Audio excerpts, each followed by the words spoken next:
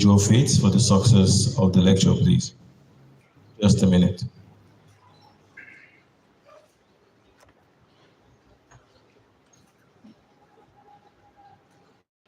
Thank you very much. May we rise for the national anthem.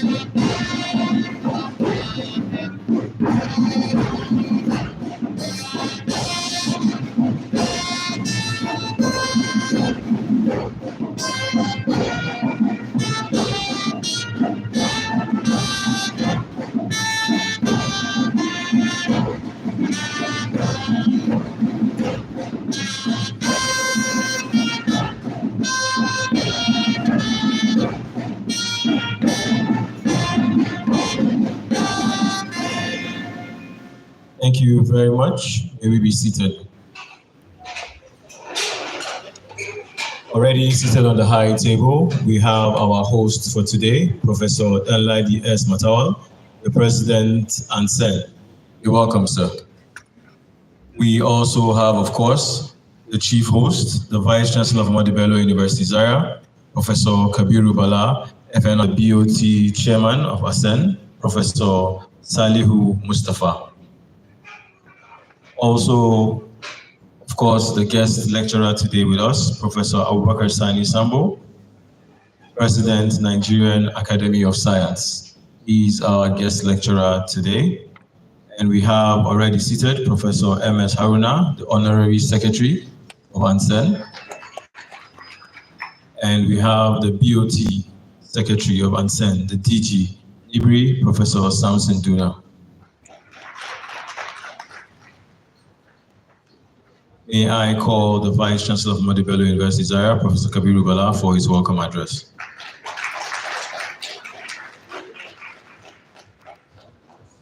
The President, Academy of Natural Science and Engineering,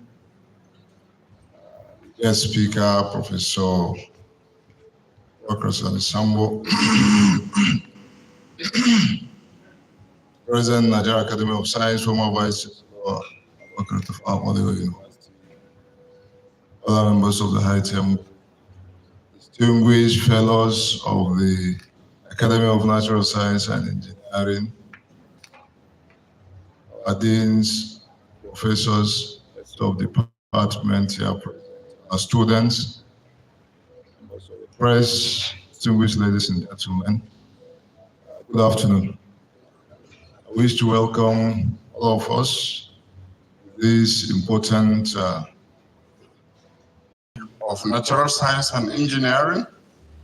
Everybody with various high-level recognitions in service and in academic to this country. I won't mention all by name. There are two former presidents of Foreign, his former NBT Executive Secretary, and on the high table, both the Honorary Secretary as well as the BOT Secretary, either serving or former Chief Executive Officers in the Federal Republic of Nigeria. Professor Salihi has served as provost in the academy, the former VC of Ahmadu Bello University, Professor Yahuza is here, and all of you. And there are many distinguished academics that are seated in the audience. And I want to recognize the students of Ahmadu Bello University seated here. This hall has got a history. A lot of the policies that shaped Nigeria were taken in this hall. For me and Professor Sambo and others, I know Professor Mustafa was here before us. We were here 51 years ago. We entered Ahmadu Bello University and we graduated 47 years ago. And I came in to inspect the hall yesterday, and it looked smaller than I used to see it. Because you need some courage when there was debate to come in here. The intensity of debate based on ideological divide between Yusufu Bala Usman, Dr. His soul rest in peace, in whose memory this hall has been named. And we who live in Bauchi are Bauchi men. We appreciate Professor Abubakar Sani Sambo for accepting to deliver a lecture in this giant university in his own hometown of Zazzau, where he is the title holder of the Shetiman Gabas. Zazzau. Is that correct, sir? I only need to add here that numerous topical issues have been chosen to be espoused by this academy with time through this year and in the future. The highlights and recommendations of these lectures will be publicized, including the publication of communiques. And I'm also aware that Ahmadu Bello University has undertaken to amplify the outcomes of today's lecture. It is embrace of ANSEN as a literary academy that will cultivate a lasting impact in the future for the accelerated development of Nigeria and the prosperity of its citizens.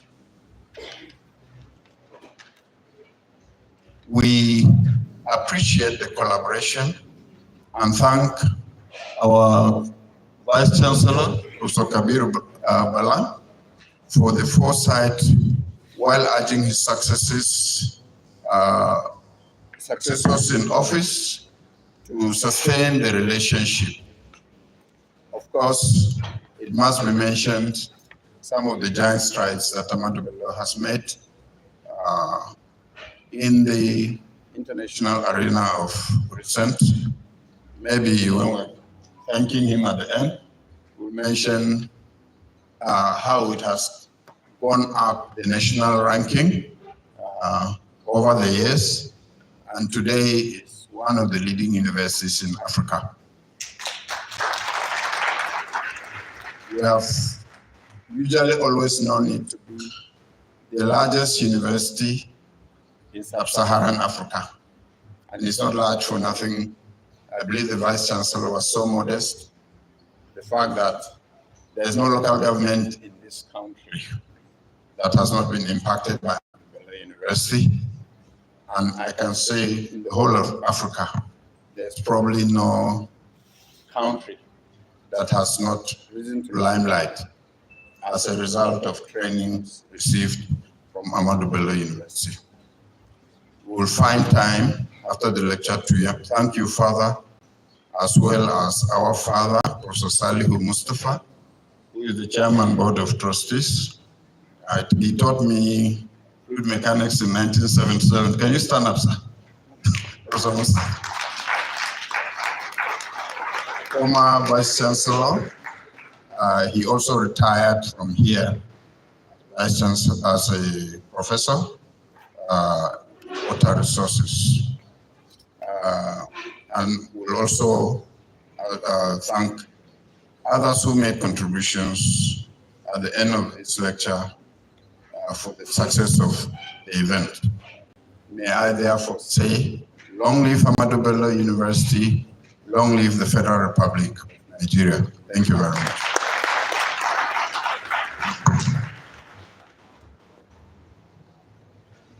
Thank you very much, Professor Danladi S. Matawal, President ANSEN. It is my honor to invite Professor Salihu Mustafa, the chairman of today's event, and also the BOT chairman, ANSEN, for his remarks. Give him the message.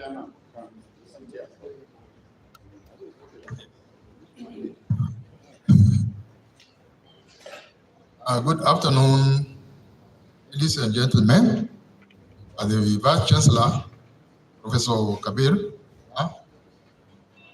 whom by providence happen to know each other at an occasion. We were meeting several times. And one day I told him, I said, I see in you somebody becoming a Vice Chancellor. He said, no, sir.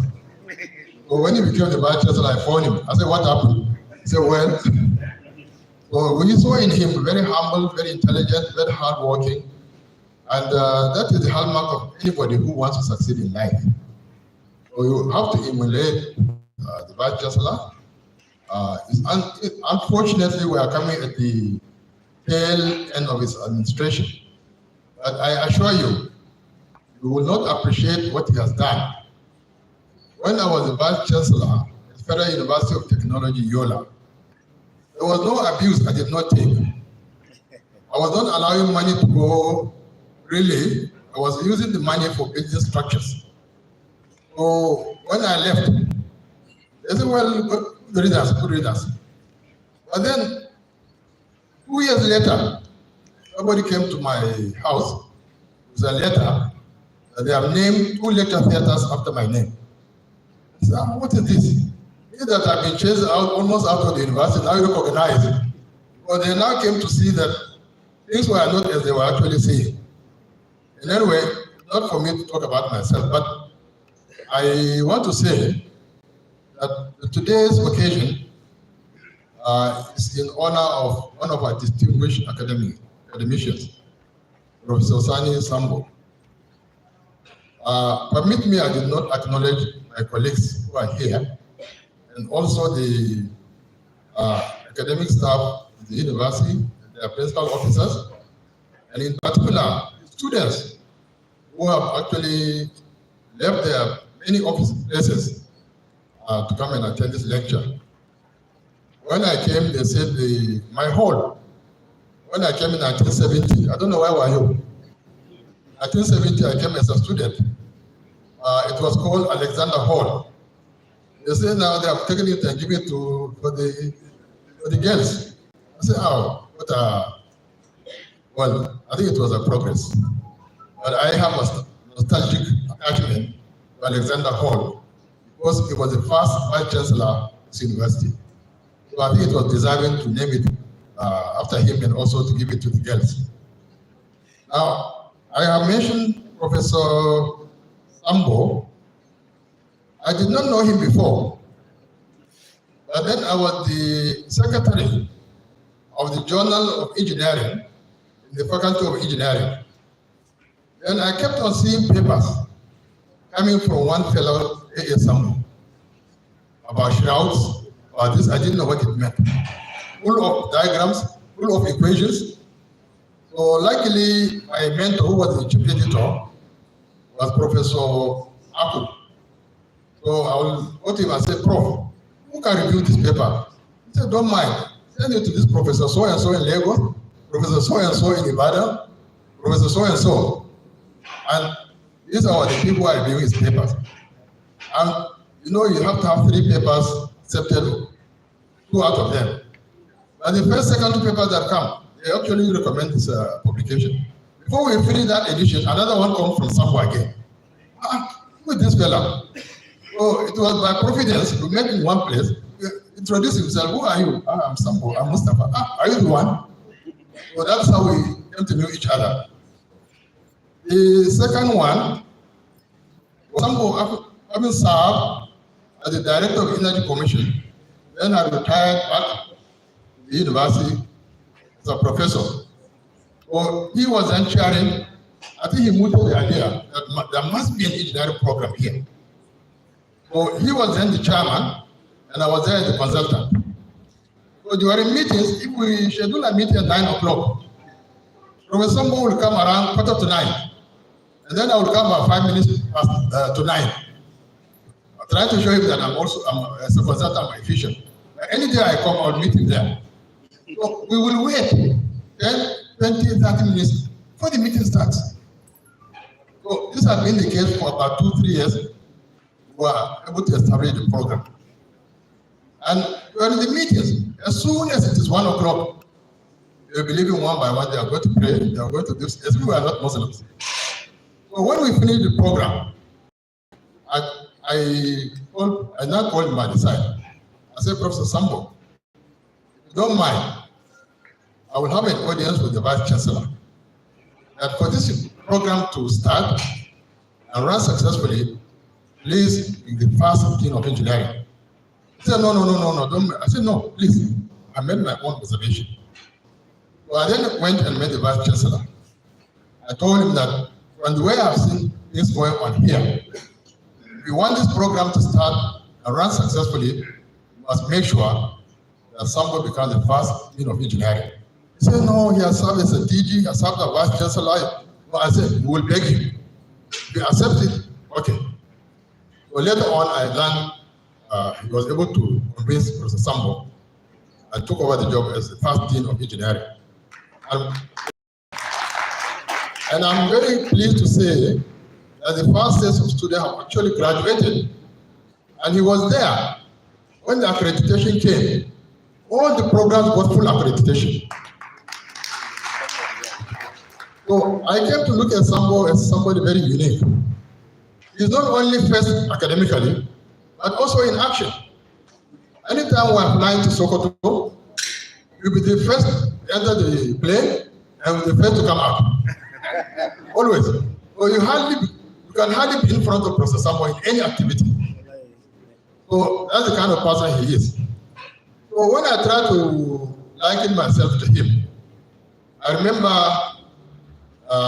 when I worked briefly in the former Northeastern State. Who knows? I think Professor Kwaga, you know, Northeastern State. I worked briefly before I came to APU. So I was nicknamed Sarki Aiki when I worked briefly. But having come close to Sambo, I think that title is for him. And not only that, but it should be called Power Aiki. So lastly, I will say, I think somebody mentioned that I have our teaching fluid mechanics for all the engineering students. So I have my book. It was published by ABU Press. And the Vice Chancellor, Professor Kabir Bala, gave me a concession. Instead of paying the full cost of publishing, he gave me a concession and the book was published. Later on, TED Fund published the second edition. This coming, I brought 50 copies of my book, which I'm giving free to all the civil engineering and water engineering students of this university. Thank you very much. I wish to thank the Vice Chancellor once more. And I will not forget the LOC organizing chairman, Professor Ahmadu. You have done a very wonderful job. You have accommodated all our theocracies. At our age we complained several times, but despite all the complaints, you have attended to us beautifully. We want to thank you very much. I see ABU as my alma mater with nostalgia because I came here as a student. After I graduated as a student, I was called back to lecture, and I spent 15 years of my life until when I reached the level of Assistant Dean of Engineering and also as reader in engineering. I left for Bauchi. When I come out to ABU, I always see my second home. Thank you very much.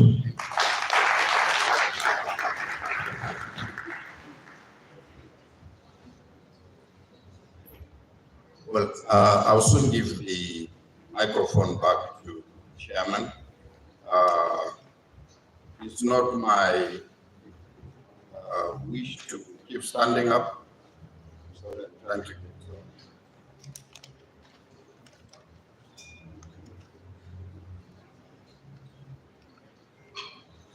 Well, it should have been given by Professor Samson Duna, who is a student to all of us. He's a student of Dr. Gulu, he's a student of Professor Sambo, and to me, and we are students of Professor Mustafa, grandfather who also taught him again.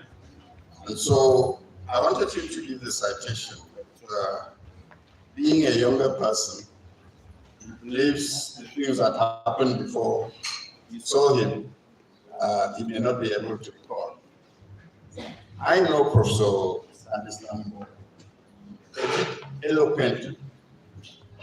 We first met in 1974 here at Ahmadu Bello University in the School of Basic Studies. A very smart, sharp, hardworking, and another thing I remember about him very well is how friendly he always was.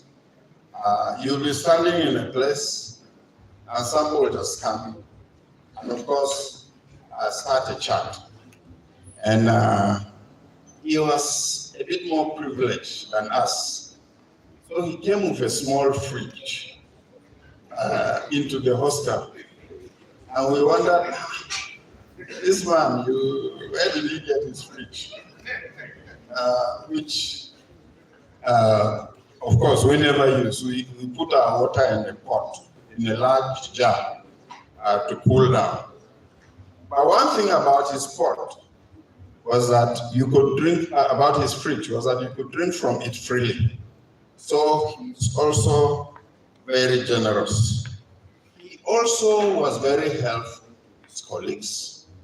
So usually maths and physics were common to us, and we try to solve problems for each other and for other students. So Professor Sambo was born, and usually I have to think twice before I say, because we had retirement last year after he was given emeritus professor of energy studies at Usman Danfodio University. Can we He was born in Zaria city and has attained so many fellows, particularly in academia. He is a former Director General of the Energy Commission of Nigeria, where he served both in the presidency and in the Federal Ministry of Science and Technology for 10 years. Prior to that time, he was Vice Chancellor of Abubakar Tafawa Balewa University, where he has the record of the longest serving VC. Prior to his being VC, Vice Chancellors were appointed for 2 terms of 4 years each. He served his 4 years, and then the tenure was changed to 1 term of 5 years. And I remember we all scrambled hard to make sure he remained for another 5 years. So he spent 9 years. Before then, he was the pioneer Vice Chancellor of Kaduna State University. He was also special advisor to the Governor of Kaduna on higher education. I know Professor Sambo has also served internationally. Professor Sambo was the chairman, was the vice chairman, Africa and the Middle East of the World Energy Council.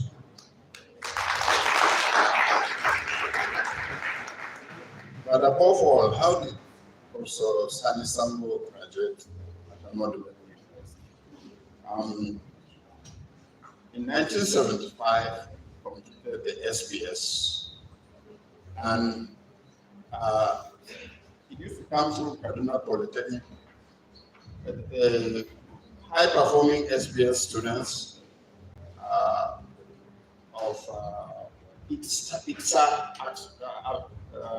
who come from ITSA states would be selected to go to Cameroon Royal School of Mines in UK.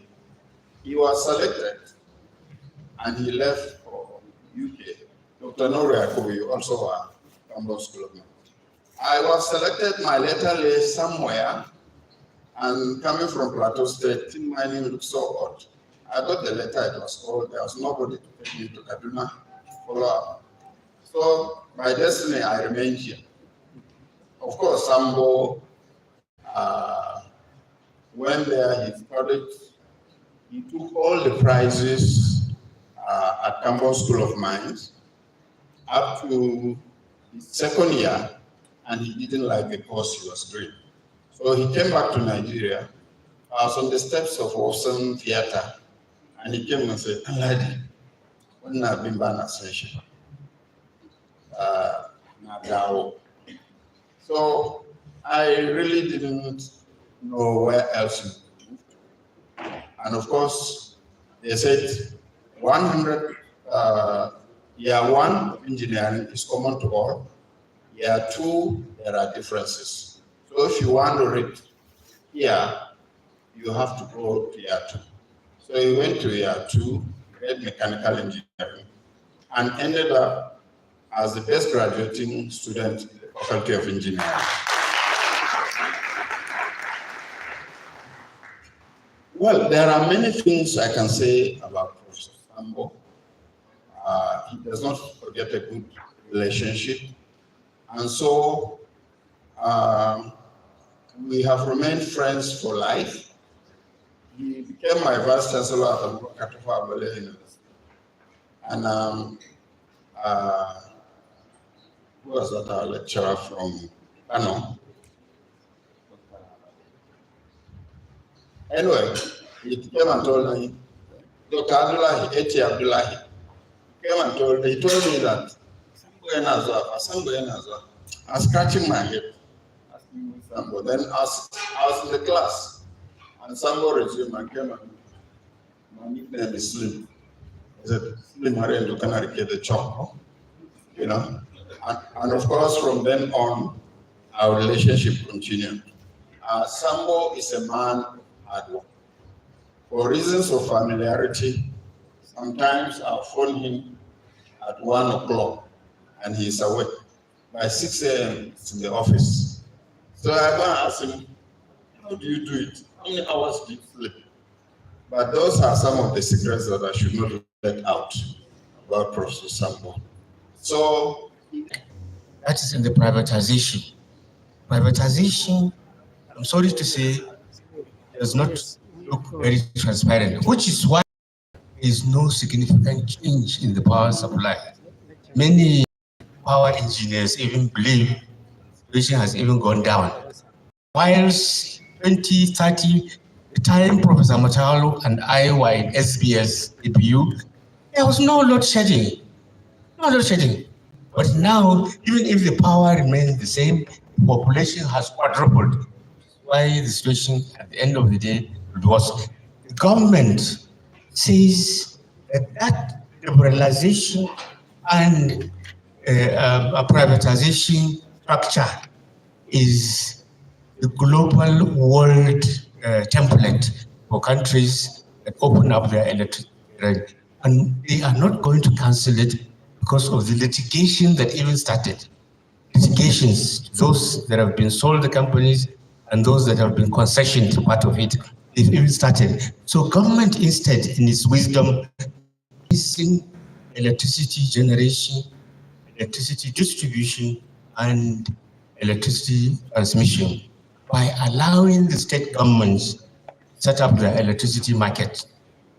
When the state governments come into the fore, thinking is that the situation will be significantly solved at the state levels. And that is why I chose speak on what the state governments can do.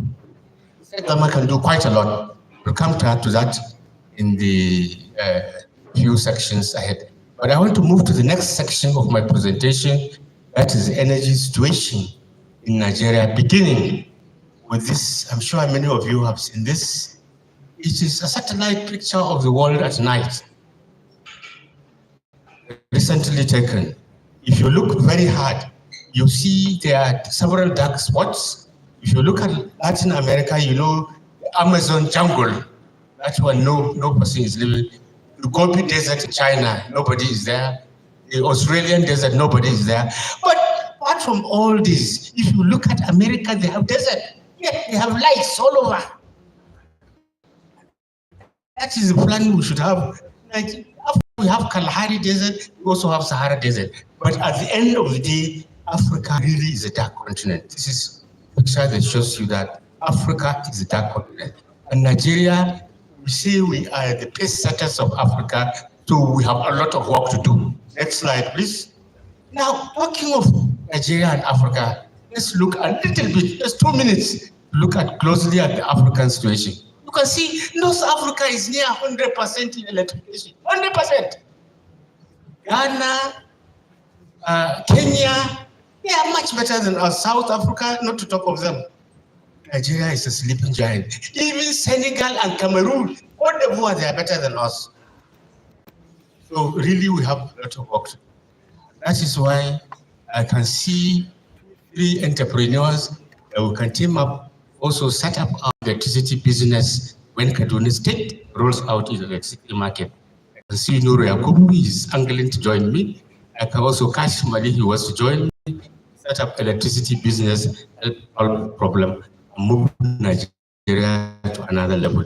Next slide. Now, this slide is just highlighting the electricity problem. Even though the infrastructure right now installed the infrastructure, we can generate up to 14,000 megawatts, but only about 7,000 can be generated. And even that, the transmission grid can only transmit about 5,000. If you talk to them, they tell you they can transmit 8,000. But I think there's a problem there, they can't. Once it is more than 5,000, 6,000, the grid will collapse. So it's weak and fragile. And then if you look at what is happening the world over, you will compare to our Nigerian situation, you need to do one parameter, apart from electric access, average annual electricity consumption per capita. Ours is just hovering between 175 and 200 kilowatt hour, while the world average is approaching 3,000 kilowatt hour. Even sub-Saharan Africa, about 500. And we need to strive very hard to move significantly forward, ladies and gentlemen. Let's move, next slide. As Professor Matawal has mentioned, I was involved with World Energy Council. And one of the things I did when I was the vice chair for Africa, we look at African electricity problem rigorously, and we identified several problems. First one was inadequate energy infrastructure on the ground and their low local contents. Second one, inadequate indigenous human and manufacturing capacity. Then we saw the shortage of funds for investments needed in energy development. Then there was inadequacies in policy, plans, laws, and regulatory frameworks. We were shocked to find that some African countries even have no energy policy at all. And you cannot develop without any policy. Then we saw the problem of lack of good governance and inadequate political will. Ladies and gentlemen, when you talk of good governance, let me be plain, clear to you, we are talking of corruption. And it's a big problem. I don't know how we are going to solve it. Who are the political leaders in this room? Is it Professor Kwaga or Professor Mukhtar? I don't know. Who are the political leaders here? They need to tell us how we can get out of the problem of corruption. Corruption is a big problem. I think we require several lectures of the first people maybe to discuss this, not at this forum. I was just trying to say one other problem in the case of Nigeria is the lack of expected effectiveness of power sector reform. As I mentioned a little earlier, the the liberalization and privatization has not helped. Then even I have included, see, this is the second year, almost 2 years, when the Electricity Act was enacted. It's about 10 states have submitted to NAC their plans to set up their electricity market. So it as a problem. And that's why I said I should pick this, what state government should do more. Next slide. Now, the major challenges in the Nigerian transport sector, as you all know, is the PIA, Petroleum Industry Act. But at the same time, this act has not changed the situation. We're still having problems of fuel supplies, and then there's difficulties in securing investment funds, and then there's slowness in development projects for the numerous uses of oil and gas other than for power generation and transportation, like production of petrochemicals, pharmaceuticals, fertilizers, and herbicides. This one actually is apparent to our friends in the petroleum sector, chemical engineers, not to worry. Energy transition, cleaner fossil fuels, the renewables will give us chance. Go more into petrochemicals, herbicides, fertilizer production. Just go and study. Get your P's, 2 years, go into this in a big way and allow the renewables to come, not to fight it. That's the way to develop. And that's how Brazil, South Korea did it. And that's the pathway we should also follow. We move on. For industries, you know, they require a lot of energy resources, gas in particular, and that is why the government is striving to bring the Ajakuta Kaduna Kano gas pipeline so that around Nasarawa, Abuja, Kaduna, a lot of industries will bring, focusing on gas, even oil. Like I said, gas, cleaner fuel. Then there are several other problems like agro-allied mining and mineral processing cannot spring because of lack of adequate energy. Then services sector, when services sector is mentioned, we're talking of institutions like schools, barracks, offices, as well as numerous businesses. Their major constraint is adequate supply again. And then in the case of cooking, there is the problem of the lack of adequate quantities of liquefied petroleum gas and household kerosene, and their infrastructure has left about 65% Nigerians using oil wood and charcoal, which is very bad because it's leading to more desert temperature, loss of soil fertility, and even soil erosion. Next slide. Now, if you want to change the situation, you have to look at the energy resources. You see that Nigeria is really more of a gas country than oil country because of the tremendous quantities of oil. This data collected about 6 years ago. Now NNPC has even increased the gas to about 210, 12. I tell you, in the upper Benue Trough about around Bauchi Gombe, beginning with Kolmani well, is gas. Lower Benue Trough, Nasarawa, is gas. Bidda Basin, gas is coming. Lake Chad Basin, long time ago it has been decided, only BH boys are making us frightened to go there. BH. Dr. Nuru, you know, we don't mention, you just say BH. I think everybody understands. Everybody is afraid of mentioning them in full, so they will not come tonight. Thank you for us. And then there's one which many of you may not have. There's Illumitum Basin between Sokoto, Kebbi, and Niger Republic.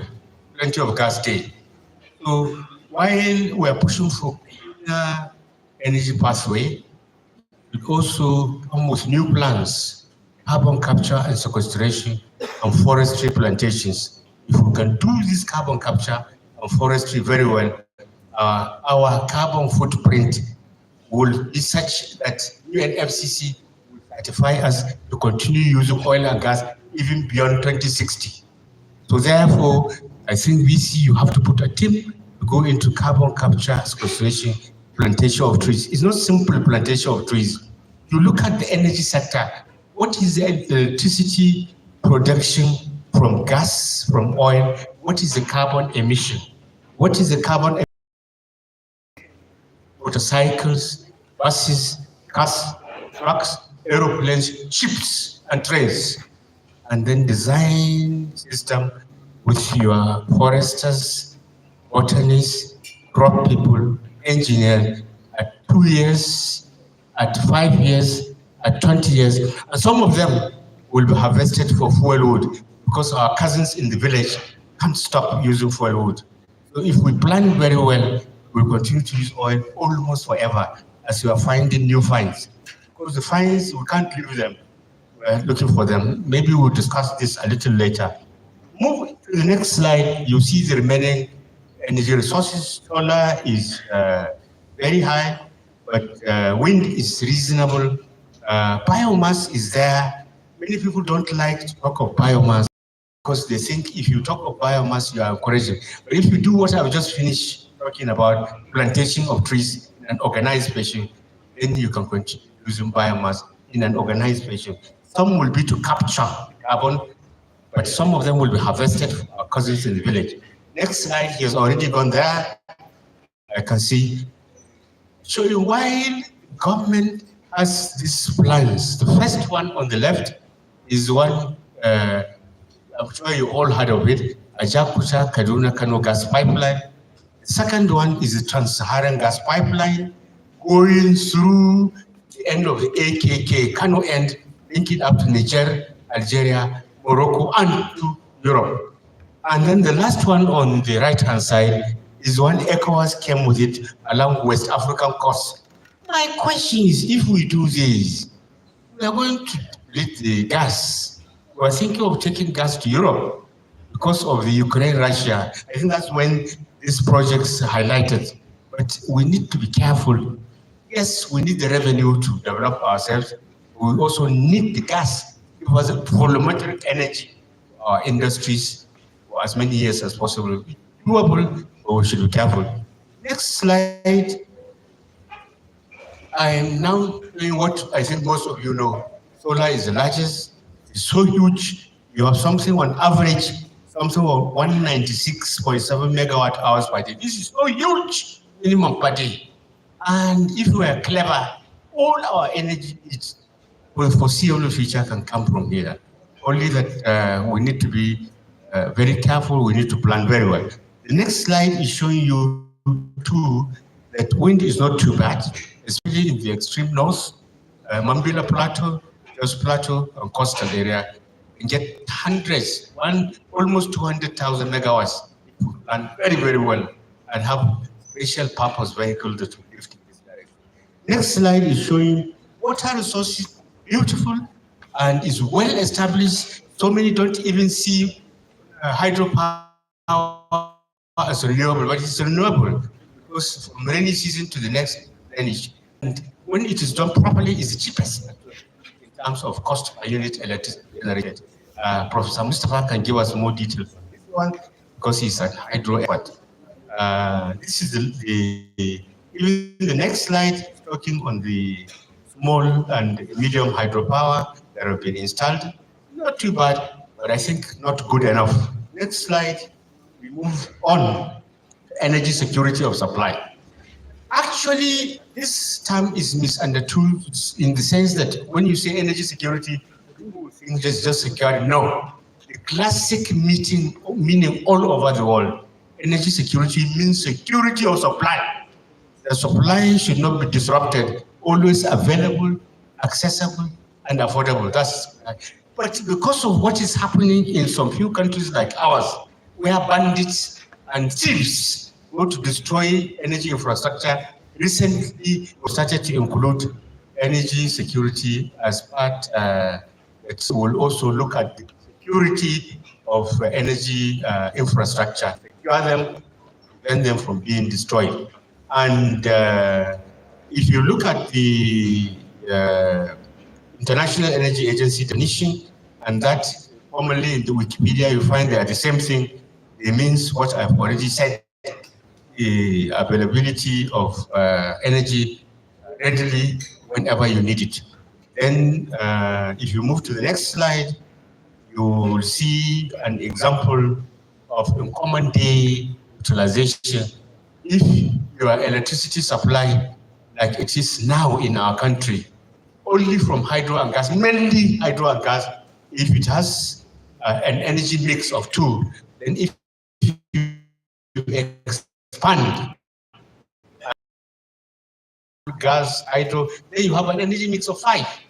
The higher mix, the more you have big investors like industrialists to come and set up their shops, because they now get satisfied that there will be energy supply for them all times. Now, from this meaning, you can see that for economic growth, you need definitely to ensure security of supply there at all times. And on the other hand, insecurity will retard your growth and you have no meaningful socio-economic development in your country. Now, what you do after all this, you now say what is next. And in energy planning methodology, after looking at energy situation, energy resources, energy security consideration, you now want to move to do energy demand projection. Look at next slide. Look at the major economic sectors of your country and see what is the requirement of each. This slide shows you, for example, I will read the whole. If you look at year 2030, you will see, sorry, even 2025, this year. By this year, we are supposed to have about 47,000 megawatts. Not about 5,000 that we are struggling to have, 47 if we are to be a developed country. And that, you can see, that's why our energy situation is so bad. And many people even say what the IAEA tell us in terms of electricity access is meaningless. Access means towns and villages are connected to the grid. Access is not about availability of electricity. And that's why I use the second term of average annual electricity consumption per capita is better index of measurement. You can see we are go down in terms of consumption per capita, but access will look okay. But this situation here will tell you that we are so far down. If the economy is to be vibrant, we should be at this stage of development. Nigeria should have about 47,000 megawatts. I tell you. Bring it. You find all those of you who have standby generators in them aside. You don't need them if you have 47,000 megawatts. And so many of you, I will get Dr. Nuru to open mining and mineral processing plants over 5-6 places in the country, develop Nigeria, and make money for the country with that kind of electricity. Let's move to the next slide. When you do this, then the next you do supply projection. That's the next stage of energy planning. And supply projection, I say if you have high energy security of supply, you should have different sources. Even the solar, you break it. Solar, thermal, solar, photovoltaic, and so on, all of them. And then you have small hydro, large hydro, all of them. And you have grid connected PV and the ones that are standalone. Specific, you have different. And when you have, for example, in year 2025, you need something like 47,000, you plan for about 55. Because the grid lines, there are a lot of losses, difficult losses. If you need 47 and you design and build 47, and you have 30 something. So that's why it's always the supply side is higher. This is also a rural energy planning methodology. And this kind of figures you have on this table is what is in line with Sustainable Development Goals that Nigeria signed 2015, is in line with Buhari's net zero pledge. It is in line with nationally determined contributions requirement. You know, the nationally determined contributions are a set of guidelines which African leaders came up to in way back in 2013 when they listened to presentations of the United Nations Framework Convention on Climate Change. And they were convinced, they decided that climate change was also an African problem. That's when they mandated every country to be producing nationally determined contributions for abating climate change. So that one is also put into this constitution. and you have this kind of table. Many fast-growing countries, many fast-growing countries, for example, China, they have this kind of plan, which they follow it religiously, like 5 daily prayers, or going to church on Sunday, going to mosque on Friday. They follow it strictly, and China is commissioning new power plants based on this kind of plans. If we can follow the footpath of China, Nigeria will have no problem at all. Next slide. Now, this slide, after you do the supply projection, you take a quick look of the energy technologies you want to deploy, you want to select and deploy. And the first, you look at combined cycle. I like combined cycle, double decker. For one batch of supply of gas, you get something like 1.8 times output. So it's like 2 loadings of gas, very effective. Then that's the top left. Then top right is coal. Between now and the 2040, when Buhari said we should stop combusting gas, you can use gas significantly. Coal is quiet. So I think between now and 2060, you can go for coal. And then at the bottom, you have nuclear power plant. Nuclear power plant is grossly misunderstood. Nuclear power, in many developing countries, you think you are talking of nuclear accidents. So now, IAEA, the International Atomic Energy Agency, has come up with very stiff guidelines. No more nuclear accident in the world. The only nuclear accident is through natural causes, like Fukushima. Fukushima was caused by earthquake. Carelessness, no more, because there are tight arrangements that the thing will trigger up a call for you to attend to it. So no more accidents. And then the nuclear is so good because it supplies the base load requirement. It's the best for that. Base load requirement of all countries, nuclear will give you. The meaning of this is that at the hour of minimum electricity needs, say between midnight and 4 a.m., nuclear can provide all sleep. Once you have all those triggers on for one you. And I tell many of our people that say, Nigerians are very careless. Okay, good. We have uranium deposit. I didn't even mention it on that side. In all the northeastern states on Cross River, all of them, we have the major element uranium. So let's enter into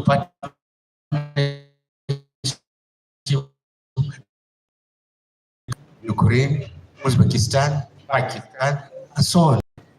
I don't want to mention Iran, but you know it's top there for obvious reasons. If we can partner with them, let's mine the uranium, process it into fuel road, build nuclear power station, on 3.5 years, 5 years continuous running, non-stop, 24/7, 3 years to 5 years, non-stop. That's the beauty of nuclear. And we have uranium. So my question, what are we waiting for, ladies and gentlemen? What are we waiting for? Let's team up and use this God-given resource. All the northeastern states, in fact, as part of Kano State, around railway, I don't know whether you are aware, there are some uranium elements from the British colonialist railway in Kano State and part of Kaduna and Plateau State also, that zone. And then all the north is a lot. So we cannot leave it. Next slide, you have the solar, solar grid, and then solar thermal. They are shown here. Next slide, you have the wind. Wind is similar to hydro. The wind vanes very effective. Then the hydro power is there, like many of us already know. And one area, next slide, this kind of scheme, the dam not too far away from here, do well. I've read before a report they gave the megawatts you can get from this dam. I don't have it in my head right now, but I know you can get some megawatts of electricity, ABU dam electricity generation. And that nuclear power plant, maybe I'll talk a little bit about it later. The next one, I'm just reminding you, those who have seen, no, next one. Those who have been to Lagos, Egbin Thermal Power Station has 6 number 220 turbines, and gas is an energy transition fuel. So if you can have 20 of these units, you can have up something like 26,000 megawatts. And if you move to the next slide, you see the AFAM combined cycle gas power plant. That's my baby combined cycle. And if you can have 20 of this type, you can have 13,000 megawatts. And if you move to the next slide, this is the hydropower plant, Kainji, displayed different pictures of it. 10 of this type of plant, along with the revised Mambila hydropower, can give us up to 10,000 megawatts. And then next slide is the Kobek nuclear power plant of South Africa.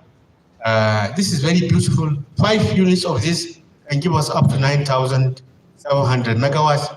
The next one is this nuclear reactors. Here, this picture is talking of the classification of nuclear reactors. They come in different sizes. Those small units, the micro reactor, small reactor, and the large ones.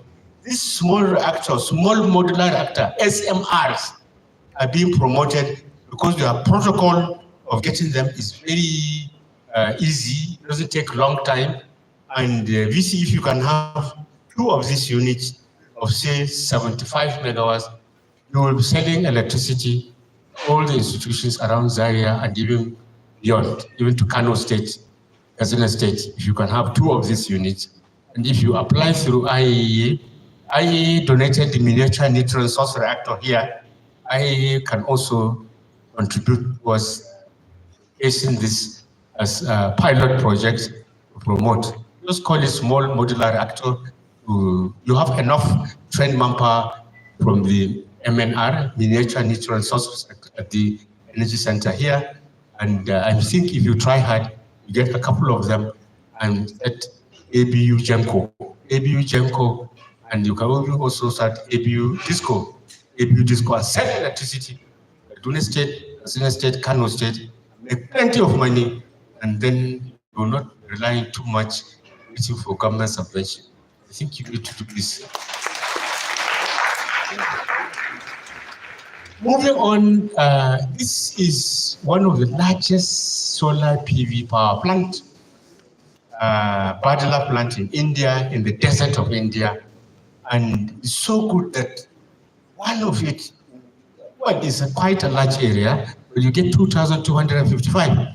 If we can have 10 of this, just 5 of this in 10 states, we can get up to 112 megawatts of electricity. It's doable if the political will is there. It's doable.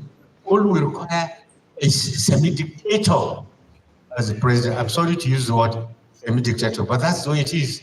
I'm not trying to mention Ibrahim what? Burkina Faso. Anyway, that's something totally different. But you can see what they are doing. They are turning the country around. Agriculture, power supply, industry, and so on and so on. That's what we require our Senate and House of Reps to be doing. It's doable with enough political will and shouting and yelling. What will give you the result? Not just keeping quiet to ministers doing what they want. Next slide, you have different versions of smaller projects around the country. Top left is the energizing education project of the Federal University in Ebonyi. You have top right, the same similar education, energizing education project of Usman Danfodio. I think ABU did not choose solar energy. You chose gas, is it? Or I don't know, but I think solar may be a little bit more convenient.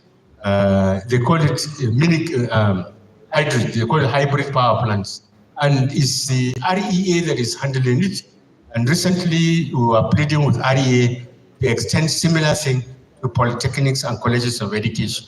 And I once told the MBT, I sent him a note, MBTES, to ensure energizing education program taken to the polytechnics and colleges of education. And the bottom, you have one project by the private sector commissioned in Kano last year, 10 megawatts, not too bad. And then on the bottom right, you have, they use the green bond to fund the solar powering of Federal Ministry of Works, Federal Ministry of Housing, Federal Ministry of Environment, and Agric Research Council in Abuja around Mabushi area. If you drive, you see that one working beautifully. Next slide is showing you one of my babies as well. Is the 310 megawatts wind project at Lake Turkana in Kenya. Here in Nigeria, we have only 10 megawatts, Nambalini in Kasana, which they couldn't finish in 10 years, about 50 years. 10 megawatts. Kenya did this in just 3 years. 310. So this is the kind of thing we should do. Just Plateau, Mambila Plateau, just Plateau, you can have several of these. And if you have between Mambila and Jos Plateau, you can have 100 of such units. You can get up to 30,000 megawatts. And once this country will be moving. The next one is showing you how hydrogen can be used in transportation and electricity generation. I think it's more of a research area for those engineering. And the move, since we are moving to the area at a time of electric vehicles, I think this is an alternative instead of this cycle lithium battery, and also have this electrolyzer and your hydrogen tank in the energy to provide motive power. Now, two quick considerations are done before you finalize on the plants used. And the first one is look at the carbon footprint of power production. You can see all the power systems on the left-hand side, from nuclear to all the renewables, they have negligible footprints. You can also see that gas is the cleanest of the fossils. That's why gas is taken as an energy transition fuel, because it's about 40% emission of coal. And then in the past, when we were students here in the middle to late 70s, our teachers were telling us renewables are too expensive. It has changed now. This on the left-hand side are the cost of the renewables, right to the conventional. So it has changed because of intensive research. So you don't need to worry about that. Moving to the next slide, this is a list of all those things that I was talking about. If we are clever, we can get up to 370 megawatts, and then by the political will, at the highest level, we'll move in that direction. Now, on energy security, moving on. Move on. I have been told I have about 8 minutes now. So let me rush and finish the presentation. Now, I think you jumped too much. Yes, on this energy security, there are several things that can be done. Expansion of the power. You remember the Niger Delta Power Holding Company. If we can have a similar arrangement, but already this government's energy company drive presidential power initiative supposed to be doing that, but it's not as good as the Niger Delta Power Holding Company. So I think that special purpose vehicle should be the way to go. And if this is done, then you have to ensure that NAC does two things.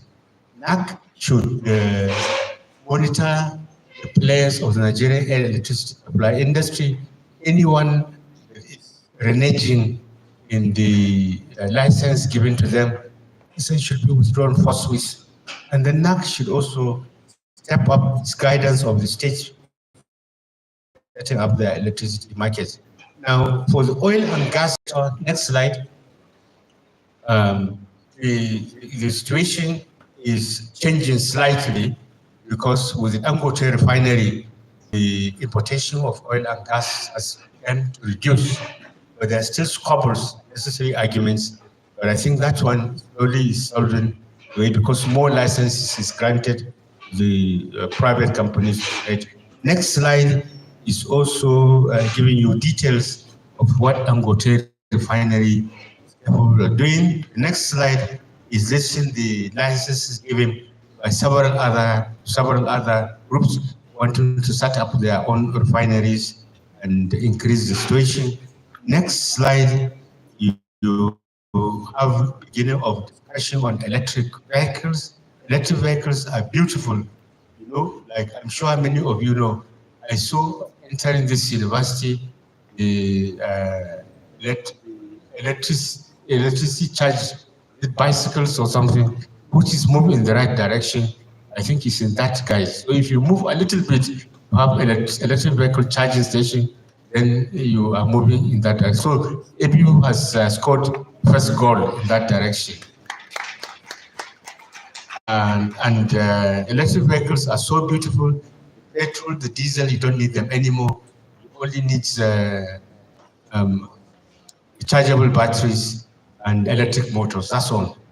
And countries that are moving very fast in this direction, they want to replace all those value chains that I mentioned, motorcycles, tricycles, the cars, buses, the trains, trucks, aeroplanes and ships, all of them move to electric vehicles. Because when you do this, the carbon emission from the transport sector got. Next slide is efforts done. Top picture is what is happening in Rwanda and Uganda. Top right is the Ethiopian case. Bottom left is in South Africa.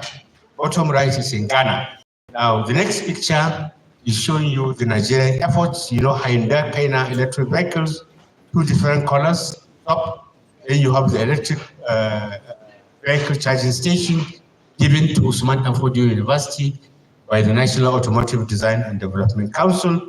The next slide is showing you how charging stations are built. It's not like conventional petrol station. In your house, you can charge your vehicle. At workplace, you provide for that. Even at mosques and churches and hospitals and supermarkets, you have charging stations. I'm sure those of you who are abroad, you have seen them a lot. Next picture is showing you how, on the left, how the electric vehicle is moving very fast other continents.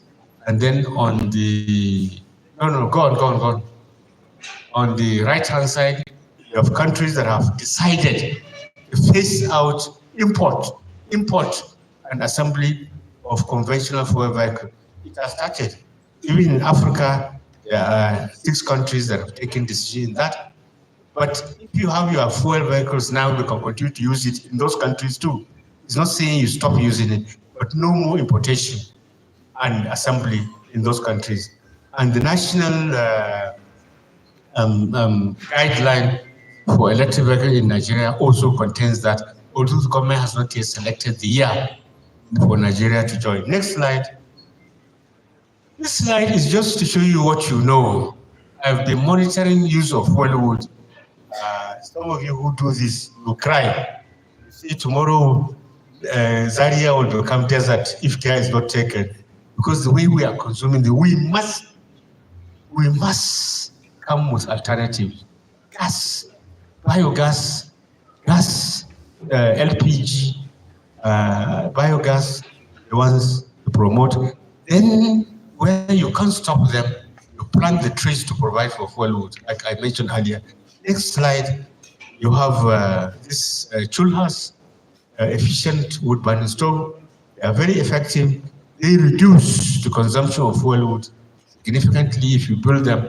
When I moved from BUK to Sokoto, when I was cajoled and more or less forced to move, this is one of the projects we promoted significantly in Sokoto. They are working very well. And at one time, European Union wanted to fund us, and we got local potters, taught them how to operate and maintain a-based wood burning stove. Very efficient. Now, next, this security of supply is very straightforward. I will not read it. I will just mention the headings and move because Matawal's instruction. I have now about 4 more minutes. Is that right? Will you add another 4? You add another 3. Thank you very much. Okay. Now, this energy security for sustainable development, safeguarding the energy infrastructure against threats. You know what happened almost 3 months ago, when bandits destroyed electricity transmission systems in around Birningwari area, and the other one around somewhere around Plateau. So 17 states of the north were thrown into darkness. So therefore, safeguarding this assets is necessary. We can't allow that kind of situation to happen. But Nigeria, I would say, we are so careless that has happened. So we need enhanced security measures. We need community engagement. Next, securing some major sites and providing backup systems. We also require to collaborate, collaboration of energy supply agencies, security agencies, and we require to strengthen policy, legal, and regulatory frameworks. Next one, we need to ensure those in those areas create jobs for them, and then we require international cooperation, and we must have very practical crisis management plans. Also, next, we require significant enhancement of level of security, and I think we require set up this national task force for energy security, and that will also set up a special purpose vehicle for expanding the energy mix to ensure adequate and reliable electricity supply for the nation. And then the SPP should be charged with the alignment of ensuring energy needs all sectors of the economy. And I want to say, those of you who are following the news, you will know federal government has inaugurated the National Critical Infrastructure Council for Security National, headed by the Special Security Advisor and Minister of Interior as co-chair. I think that is a move in the right direction. Now, the way forward for states, which is the crux of the matter, that's why I was hurrying to reach this place, and we need to note certain things. That this repeated collapse of the national grid and the vandalization of transmission towers by bandits and theft by some bad Nigerians often lead to frequent outages, and they are affecting the economy of the country very significantly. This must be stopped, and this is something that must not be tolerated. What I mentioned, the 17 states thrown into darkness, I'm sure you suffered here as well, very bad. Billions of naira were lost, some lives were lost in the hospitals because of that situation. That was not allowed to happen. But before we tell the states what they are supposed to do, really the federal governments need to tighten up some provisions for the electricity sector, every way for the states set up their own electricity market. Top on the list is issue of what is called SCADA. SCADA is this supervisory control and data acquisition system of the TCN transmission company, which monitors digitally what is happening throughout the grid all over the country, so that where problem is there, they can attend to it and solve. Where people are hovering, try to dismantle something, they'll catch them, and then the security forces close and stop them. So SCADA should be completed. It's TCN, about some weeks back, they said it's 70%.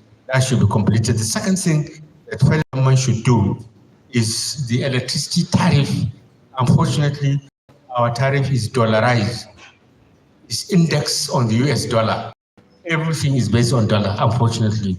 Cost of gas, cost of everything, dollar. Just like the oil and gas started doing, and the government is responding. Crude oil now, they are talking of naira. So this electricity tariff, everything will be indexed on naira. That will pave way to lower the tariff, make electricity more affordable for Nigerians. Then there's also the issue of regionalizing the grid. The power engineers in our country are divided on this. those from the northern part don't like to hear regionalizing the grid, while those from the south are pushing it now. The problem is that now most of the electricity generation infrastructure are in the south. If we regionalize now, the north will be disadvantaged, which is why many of us are saying, okay, let's put something like 10 years far away. I know the proponents won't be happy, but I think 10 years is good enough. Power plants in Niger State, major ones in Niger State. And with this uranium availability in the northeast, I think nuclear power, especially dispatchable ones, the small modular reactors, will help us. And the solar PV all over the place, like the Badla plant. So we have chance within the next 5, 6, 7 years to develop, which is why some of us arguing with the power engineers say, okay, let's put 10 years. 10 years is not too bad. If we put 10 years, I think is good. Then within that time, NAC is to step up, guiding the state to set up the electricity markets. With this, we can now address states, and each state, move to the next slide, each state, you have moved too much.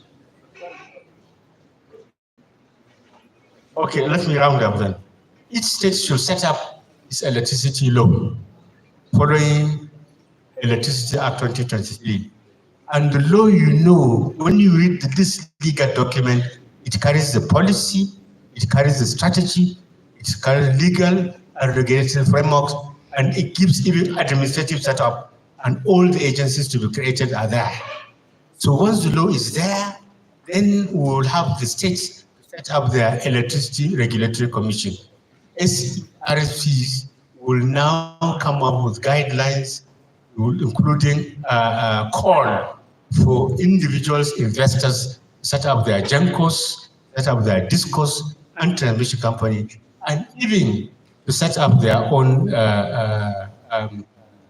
buying and selling agencies that will deal with selling of electricity.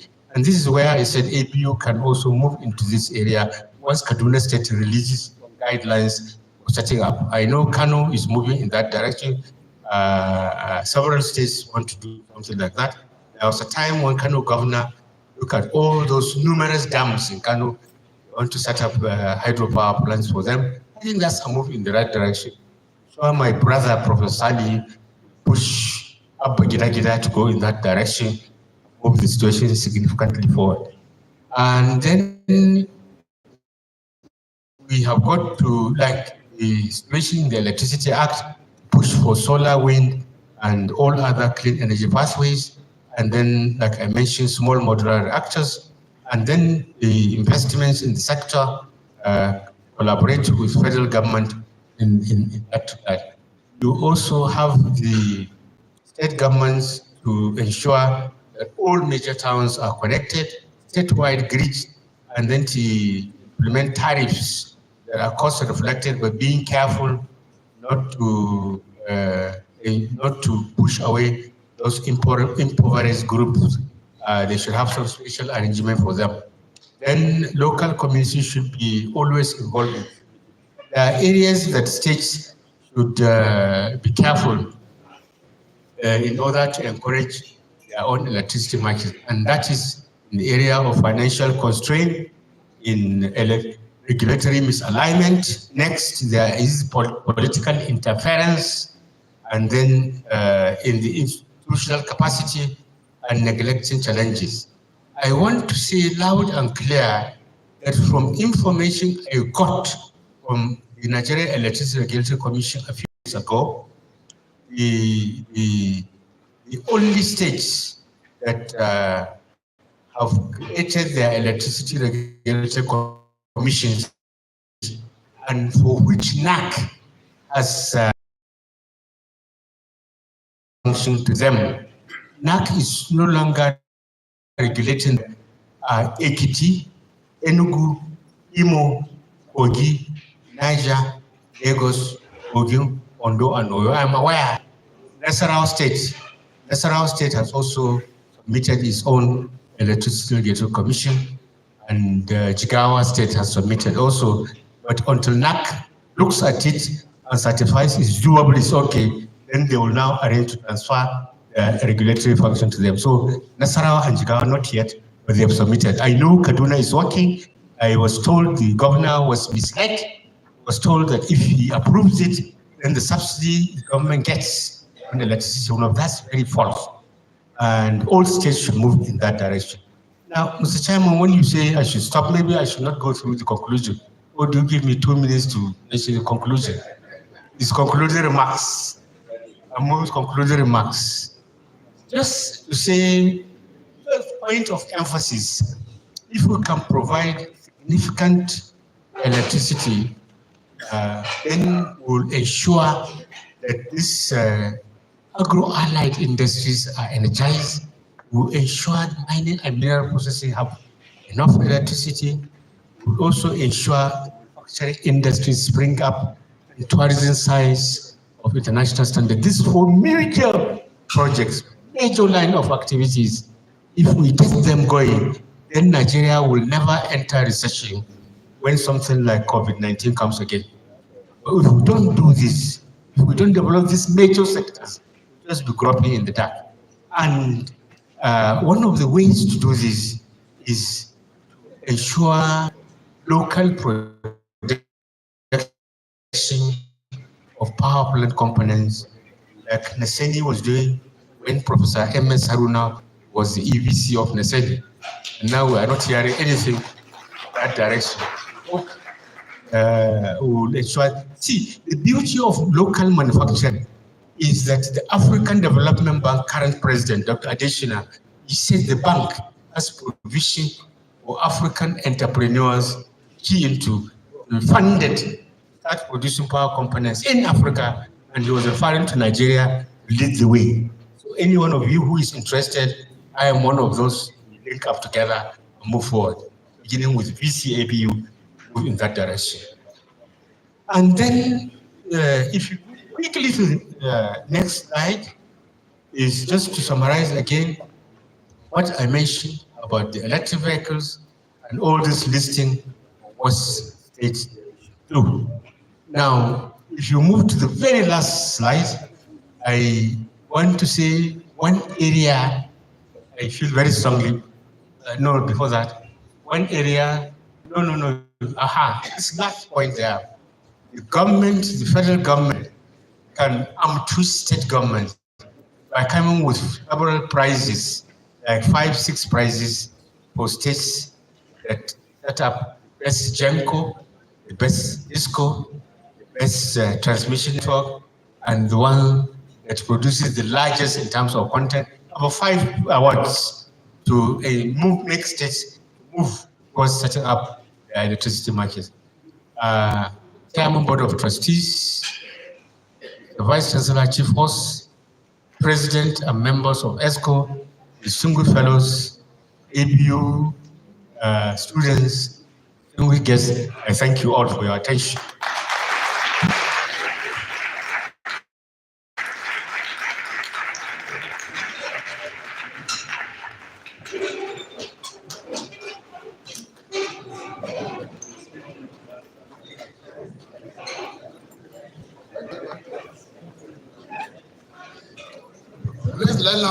Let's have appreciation once more for the lecturer.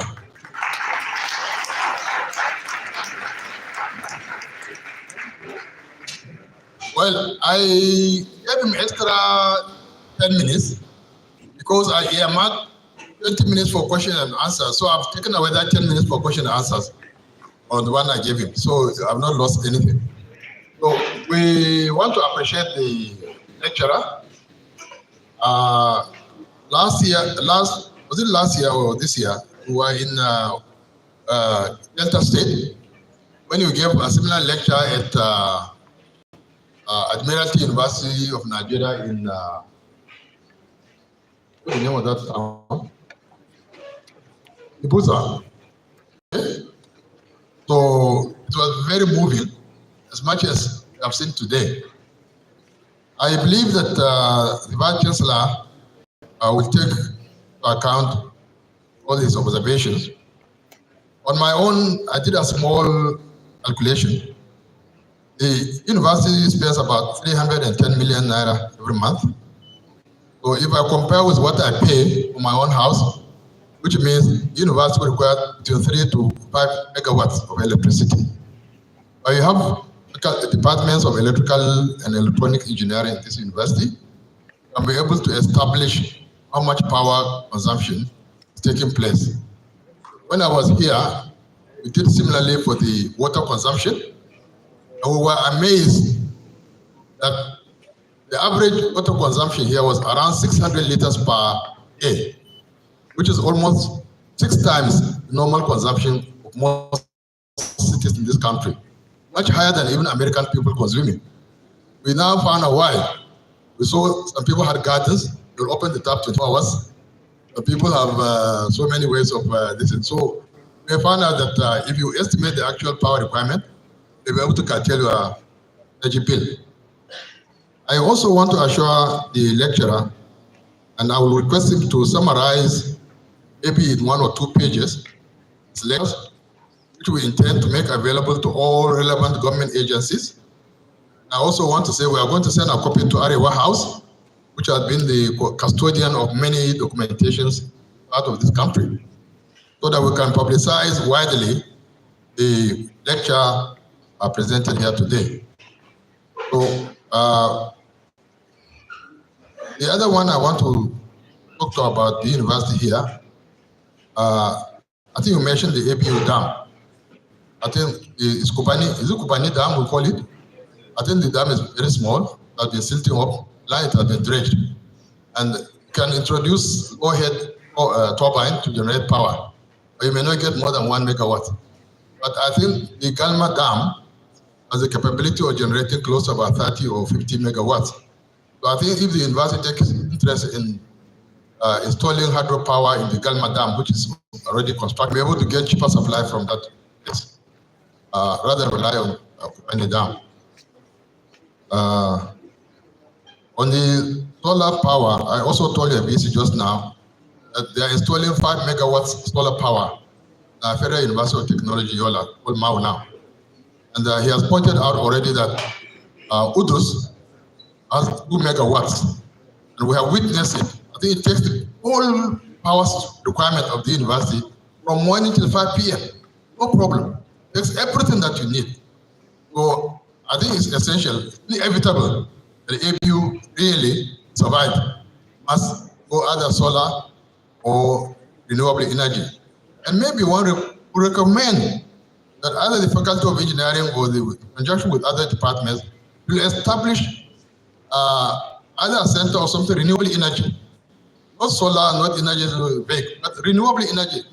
So even the wastewater from the students and staff, I think we'll be able to give you enough biogas, you go biogas. Okay, so with your solar, with your wind, with your biogas, I think you'll be able to reduce considerably your energy requirement bill.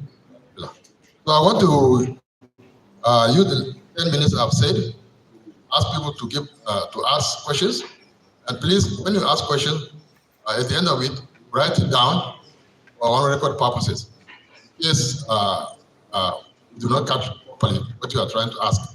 And for those who may not be able to ask many questions, they can also write their own questions, and we can let them address them later on. Thank you very much.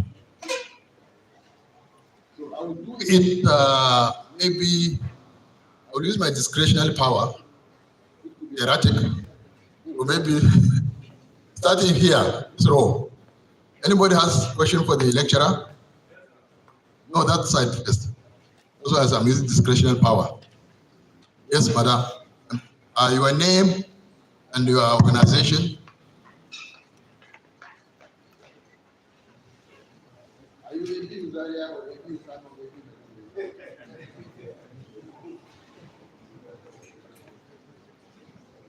Thank you very much for this opportunity to ask a question, and thank you to the chief host and lecturer.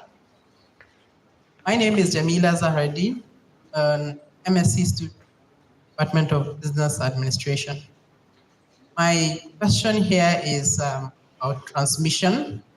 Transmission has been the bane of politics behind the non-decentralization of electricity transmission in this country. So I want to understand, how has NEC been responding to the other states in relation to how they would centralize their transmission stations? Thank you. More on that side. More on that side. As some of my colleagues on the item. Prof, my question is really very simple. You know, now there's a lot of all these commission, Northwest, this, Northwest.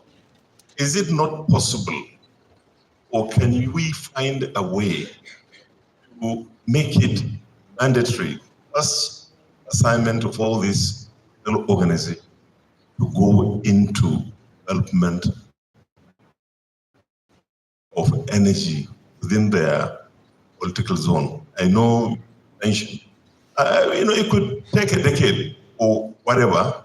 Each zone can now leverage on areas of its advantage. If it is solar, but there's a lot of money. We've seen that the amounts that have been budgeted on average are upwards of 400 billion, 500 billion annually for each commissions. Thank you. Yes. To write it again. I give them a piece of paper. A very good day to you all, standing on the existing press call. My name is Shoaib Yusuf from Chemistry Department. My question goes like this: as a patriotic Nigerian, and sir, as the world races towards green energy future, and Nigeria is seizing the moment. My question is, when Nigeria will be ready? That's the question. Thank you, sir. Is that lady there? What of you? Give it to her. Good evening, sir. I stand on existing protocols. My name is Associate Professor Halima Sani Sambo, an HOD of the Department of Actuarial Science and Insurance. Sani Sambo? Yes, sir. Oh, we don't know you have your... My question is to foreign for ABU. I am opportune to use a solar in my house, and saw how beautifully, I've been there for 5 years, and I saw how beautifully work has transformed in NDA with the bringing on the solar energy. So I would like to understand clearly what he's proposing for ABU. Thank you. All right, let's go that side now, the last side. Hans, please. Those three, okay. Thank you very much, sir. Thank you, presenter. I am Aliu Ashafa from the Department of Microbiology. My question is still centered on solar energy. In 2023, when the last Science Association of Nigeria conference took place here, ABU, I met one of the presenters who came together with an ANSEN team. Although he was a lecturer here, but I think he's not there. Solar battery that was actually different from what we use, and he was explaining something about, is it the photovoltaic that you mentioned, Prof, actually? So the issue there now is most people don't understand actually this issue of solar till today, because we still have the myth that if you install solar, after a while it will disintegrate and it will not work again. And that is discouraging a lot of people. So I only want to So what's Prof being together with the Nigerian Academy of Science? What's happening? How is NAS collaborating with ANSEN to make sure that they bring this solar enlightenment to the populace? Because it is one easiest point that we can actually get alternative power supply. Thank you. So I think you've already made it clear that whoever has any question apart from the ones we've taken, we'll give them papers to write their questions. We are closing this at 4 o'clock. Yes, 5 o'clock. So that one and then that. 2 more now. That one and the last. Good day, everyone. Just ask the question straight. Okay. Don't say much. Just ask the question. Okay, my question is, seeing Nigeria depending on fossil fuel to generate electricity, is there any project or a future plan on biofuel and biogas? This is a little bit more sustainable than the fossil fuel. Okay, thank you. The last question here. Just ask the question, don't lecture us.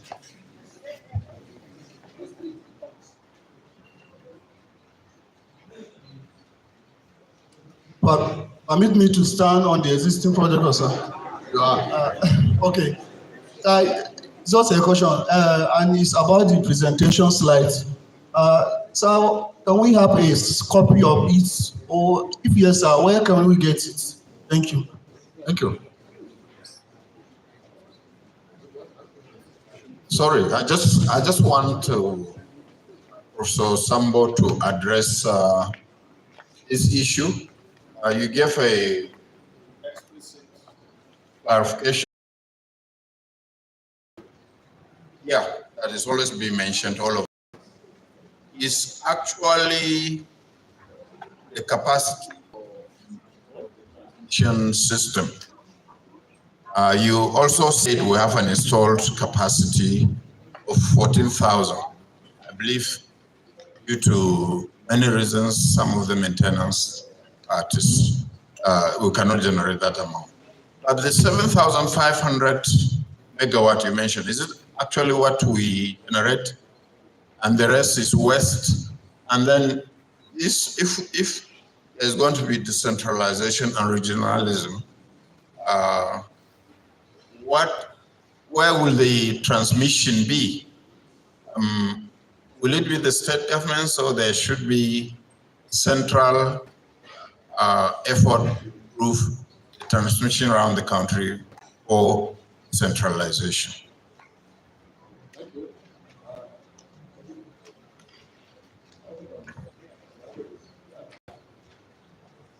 Thank you very much. I'm very glad the audience was not sleeping. Questions as so. Chairman, you raised a number of, I think those are more of questions. And I agree with you. Electrical engineering department, I should say, all of faculty engineering and interested groups, because you have groups, faculty of science, who are interested in matters, and you have, even in agriculture, this is a very big team. Look at the energy consumption around the various universities, so that come to adopt this concept of energy conservation, energy efficiency and conservation measures, reduce electricity consumption. So that is doable. Simple thing. In fact, just saying they've done it, reduce energy bills. Once that is done effectively, and I can agree with BC here, because I see these, they are all compact fluorescent lamps, not the incandescent lamps.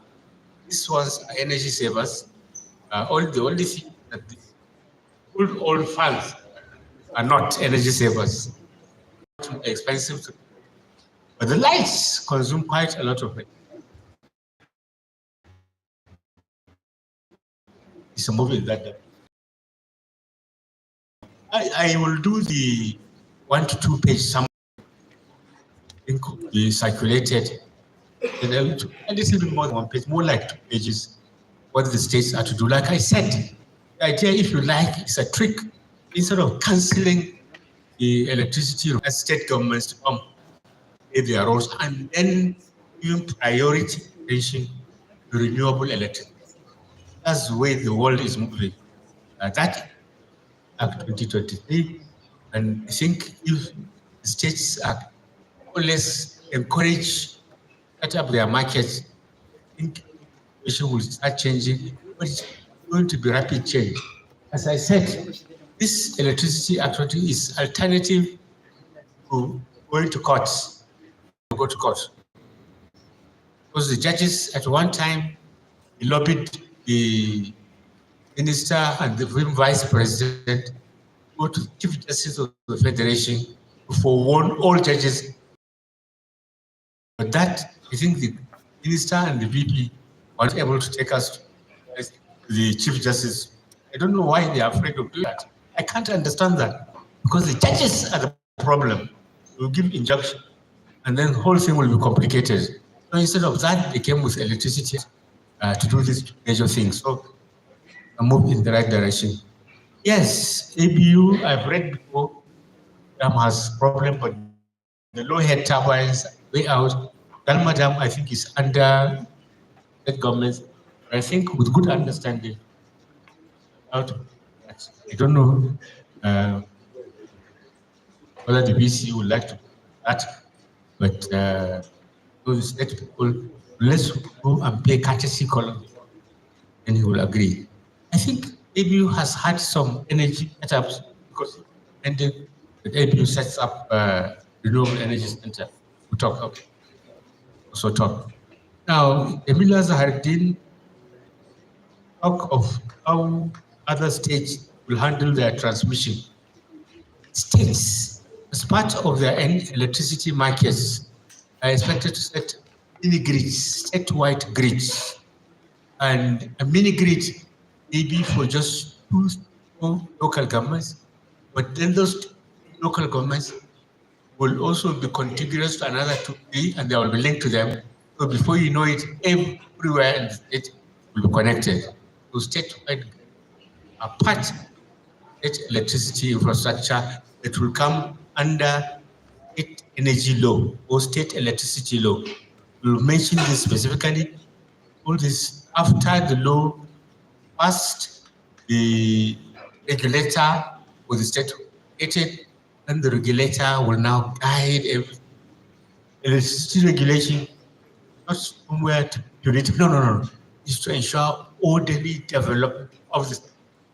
That's the purpose. And in fact, I didn't read it, but it's in my speech that I'm recommending that hold regular training workshops, seminars, and encourage setting up. They are all there in the guideline. So this they're supposed to do.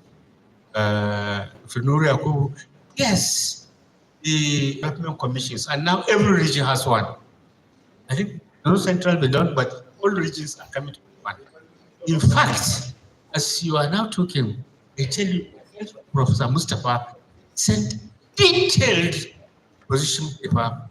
Those development commission, they have not even acknowledged it to do all this kind of low carbon energy. They have not replied. We were thinking for other commissions, just like you mentioned, so doable.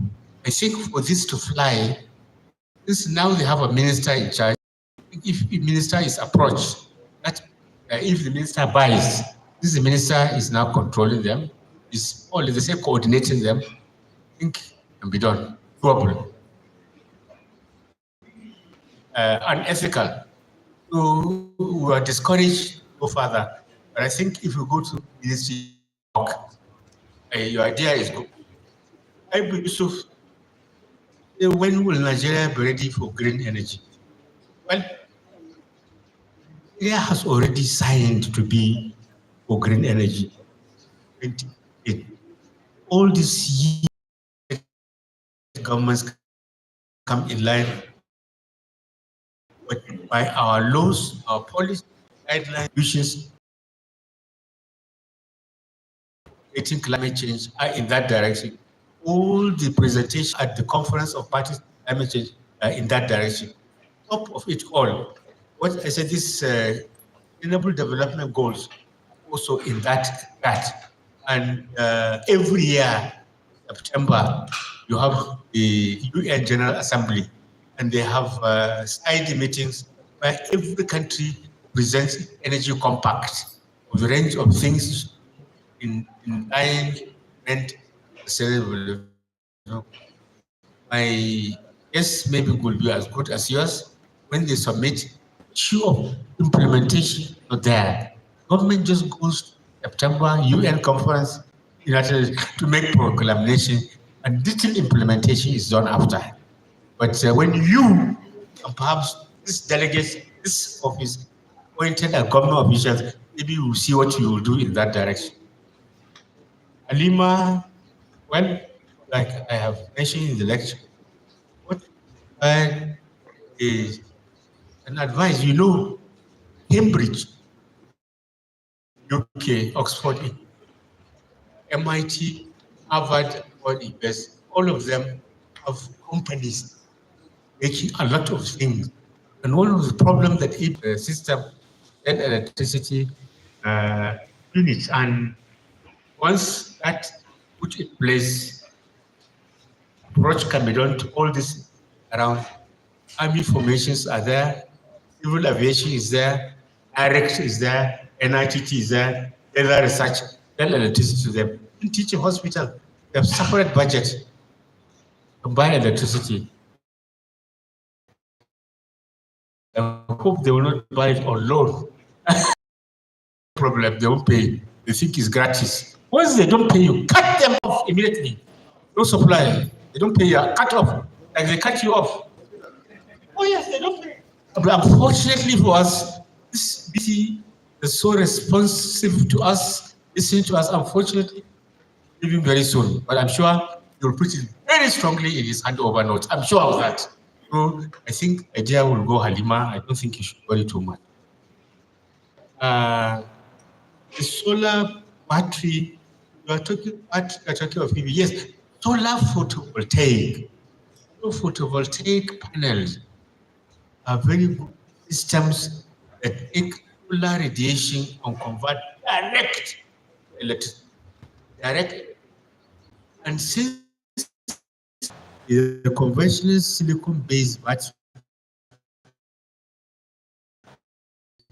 several other states, maybe that's what we're looking to do about. You need to look at my email address, send me some most question if this is not what you're asking. Then I know that solar PV and battery, you are talking of Naseni. Naseni, yes.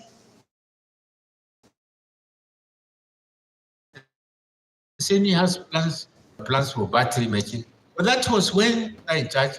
Now with the new man we do, I was trying to whisper former court president and former NSC president that both NSC, Korean Academy of Science are members of the board of Naseni, team up together, make sure Naseni does the right those areas.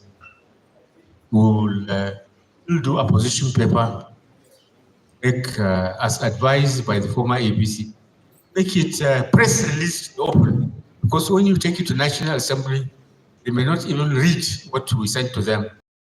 So we'll put our heads together, these four organizations.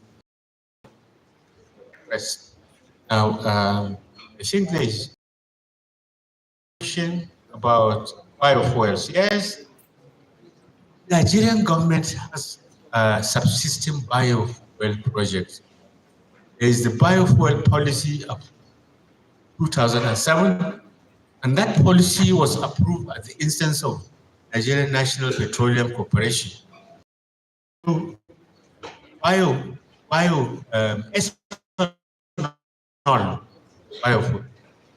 giving biodiesel biofuel, and ethanol can be blended with premium motors beautifully. Same thing, you can blend automotive gas oil biodiesel. gas oil is diesel, the mineral diesel. You can blend it with biodiesel beautifully. And that was why the NNPC took memo to federal government to approve that the government should approve blending of premium motor spirit ethanol on the one hand and blending of motor gas oil biodiesel on the other hand. Government approved the policy. NNP has biofuel. It's so that it of KB State, there are projects in that direction. But biogas, so strategic. All these dump sites can get significant quantity of biogas, even from your animals. In fact, one of the things that you do, I don't know how many cows have, but the animal droppings there are huge. It's when you digest them, just get gas. That gas, excellent for cooking in internal combustion, electricity generation as well. What energy company? Yes, poultry. Poultry droppings also put a lot of biogas digest. They are doable, they can be in that direction. Now, yes, the presentation is asked for Academy of Natural Sciences. I have them ready on the phone. This venue, will get the organizers of this meeting. I'm coming here, private Bello of ANSEN, those rated Academy of Science, in having to conflict. That's why I'm a private energy practitioner, not fellow. Who's my colleague there? Is Professor Kwaga. He's NAS. Fine on what I'm doing. Chairman of this NAS fellow. They're looking at what I'm doing. I'm coming just as a private person. So when they start challenging me in Lagos, you will be the one to talk. I'll keep quiet and watch. Now, transmission capacity. Okay, Professor Matao, what I said is that power plants there, 2,000 megawatts, but them not do that. Gas to fire, most of them are gas, not available. The gas only fire a total of about 7,005, and even that 7,005 transmission company cannot carry. Not 6,000, the grid will collapse.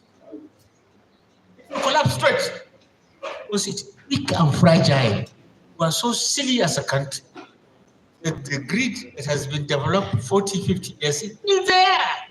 When other countries in 15 years they replace and renew and update, ours has been left like that. So it's the Nigerian power engineers are doing magic. They tell us 4,000 or 5,000 megawatts. But I tell you, all this thing is because of lack of adequate political will. In 2007, 2008, late President Aradua appointed me chairman of the Nigerian side to partner with Brazil. We went to Brazil twice in 10 days, and we understood the meaning of political will. Brazilian leader then Lula, who is now back as president, has a thematic group. Every week, 1 hour. One of them, hydropower, our area of assignment. Other one was on biofuel, our area of assignment.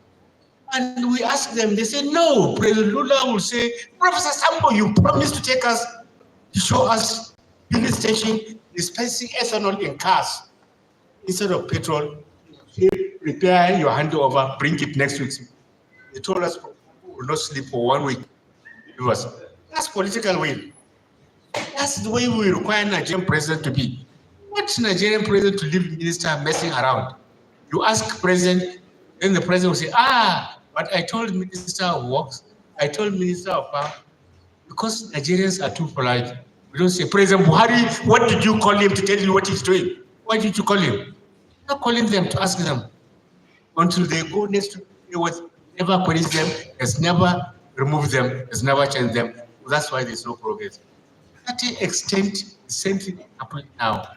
Only ministers that maybe are not doing something under the table are left. Anyway, but there's no real change until President shouts and yells and removes, appoint new one, then you see changes in the country. Thank you all.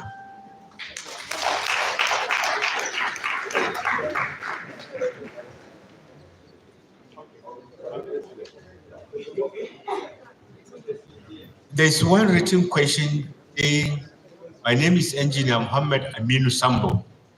I think I know you very well. My question is in your candidate of being a very high professional, course of experience, what is a bit of it will be more economical and sustainable for ABU that can be completed within the next 7 years. Then all is. I think I've mentioned the energy thing. I am also interested in this modular nuclear reactor, solar, hydro, bio, fuel, and then the renewable. Within the nuclear, following all the stuff there, conversant. That's why I am of the belief that there's enough stuff. One, nature neutrons, the small modular reactor, if all. And I think from miniature neutron source reactor, next modular reactor, that is nuclear electric. I think it's moving in the direction. All those fears that as I said, I have my former teachers, my friends, all here. Here some of them say, they were even saying the day that miniature neutron actually will be start working. What happened? Nothing has happened. Nothing will happen. I tell you, safe as anything. There's no problem about that.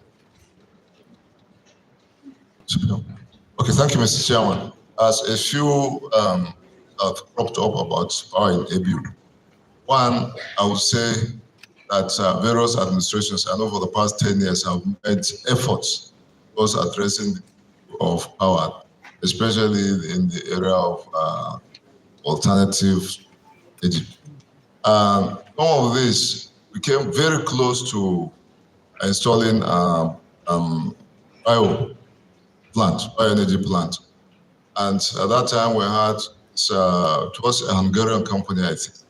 And so they were even coming with their capital, with their money. They are just going to install, and we are going to produce about, do you remember, 12? We are even going to sell, according to the business plan, to the national grid then. And it was 80 million naira, I think, at that time, but there was no bank that could guarantee them. That's how we lost already everything. Thereafter, and indeed, we have a committee, energy, about 10 years. I think it's more than 10 years now. It is so we have considered various options. I think in the last 5 years we have had not less than 20 different.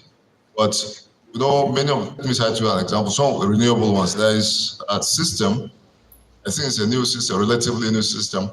Sweden, I think, had one also in the US. I think it's 1.5. It's completely, it's mechanical. It goes like forever. No service, nothing. Just like nuclear, you start it and it continues. It's no cost of operation.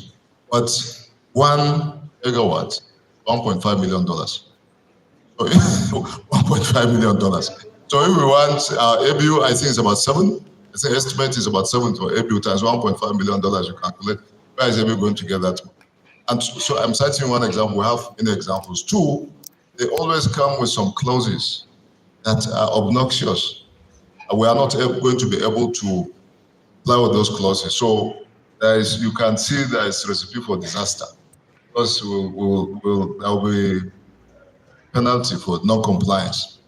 3, most of those agreements will tell you that you have to buy all the energy generated. You have to guarantee. You can't guarantee, because we can take, even that one, it will be very difficult to guarantee, but at least easier for us to guarantee ABU, other ones. That is 1. 2, there is the solar project, so Mustafa mentioned it. In these powering tertiary institutions, what do they call it? Energizing education. When they started, I think in the first phase, they had, I think, 37 institutions. But at that time, there was a parallel offering also. It was GIZ. The German government also came with a very similar scheme to the one that Rural Agency was doing, energizing higher education. So ABU and I think Ibadan, one other university, opted for the German option, naturally because you know what happens in this country. And eventually, Germany, because of insecurity and other issues, withdrew from that. So we were in the court. We were not in the Nigerian first 37 institutions. Then the German government opted out. But then we went, when I took over, we went to rural education and we found a way of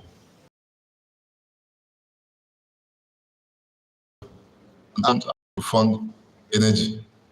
And so, in fact, some budget was, allowed based on our effort.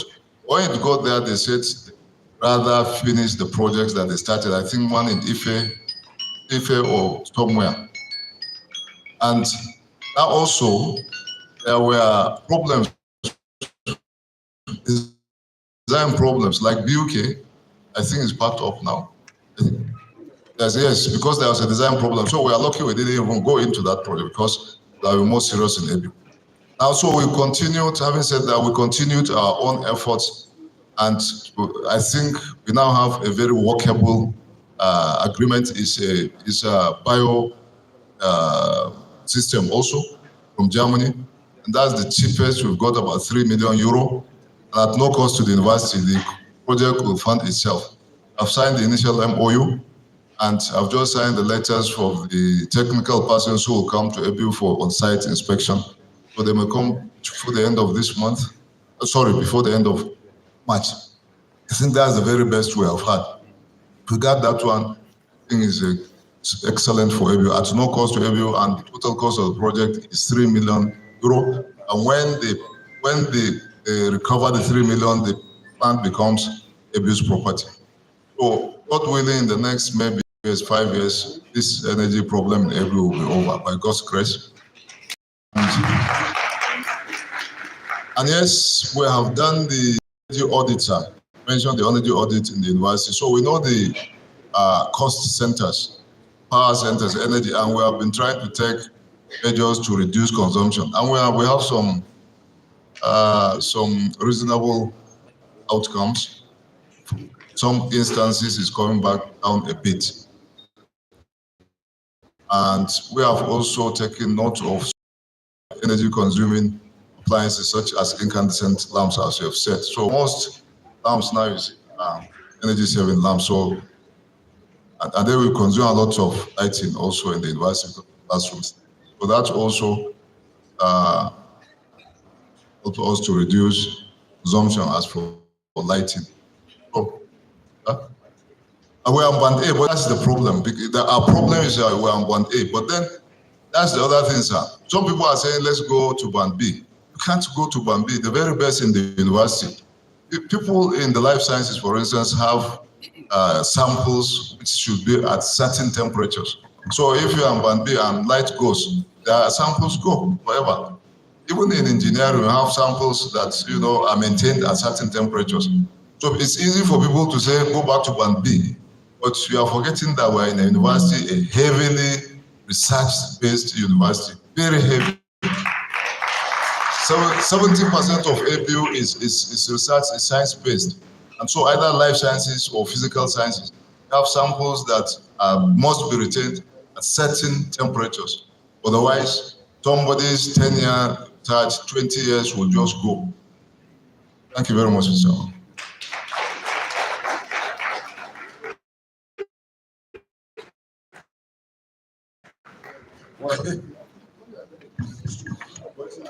Hello.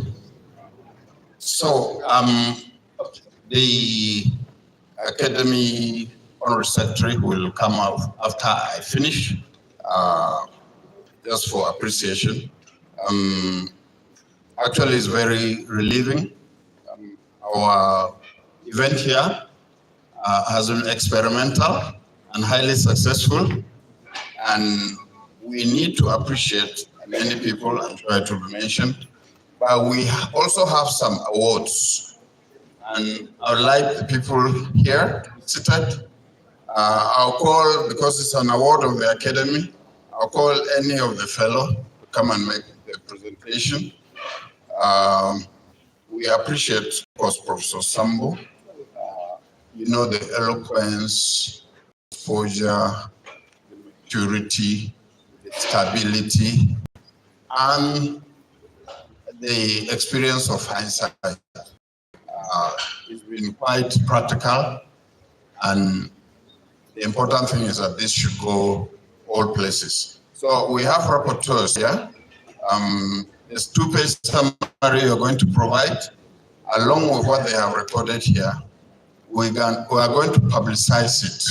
We'll publish them 8 advertisement, and we'll also ensure that we forward copies with a letter to state governments and all those agencies that need to pay attention.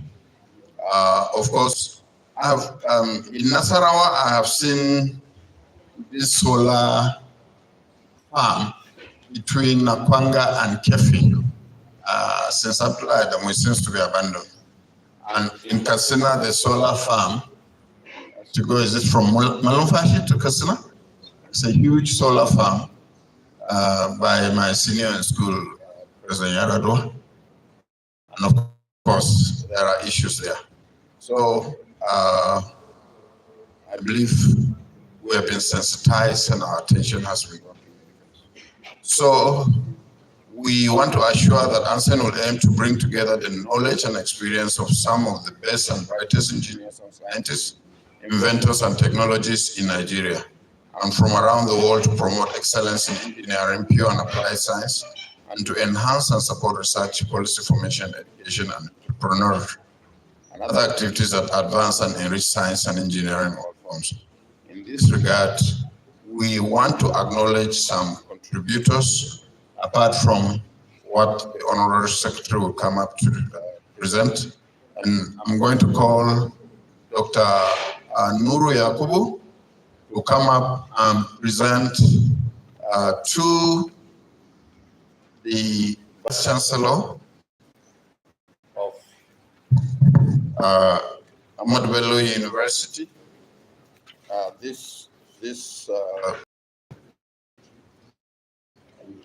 You can read what is there and present to him over there.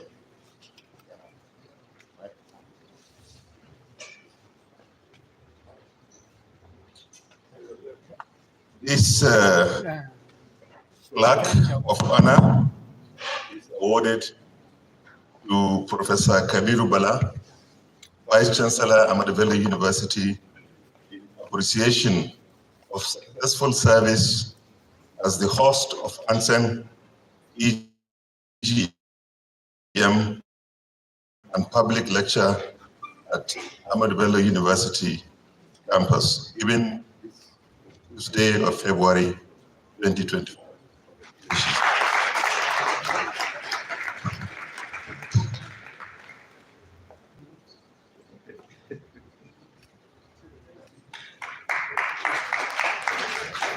For service to Ahmadu Bello University, raising it to Nigeria and the African continent.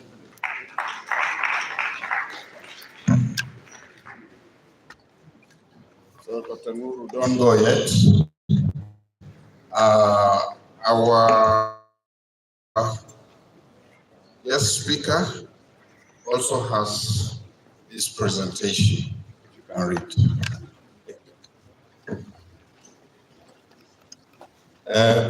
Before, with your kind permission, before I give the award, I'd like to say that, you know, the guest of being a mining engineer, after collecting all the prizes for his set, and he has set a record in that institution. He now decided to come back. But even on this 25th day of February 2025, congratulations, sir.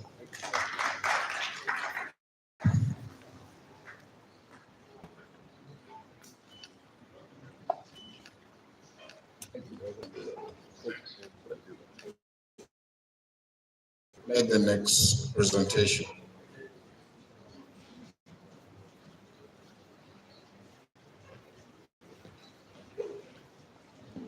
Well, our chairman, board of trustees, still does the work of teaching.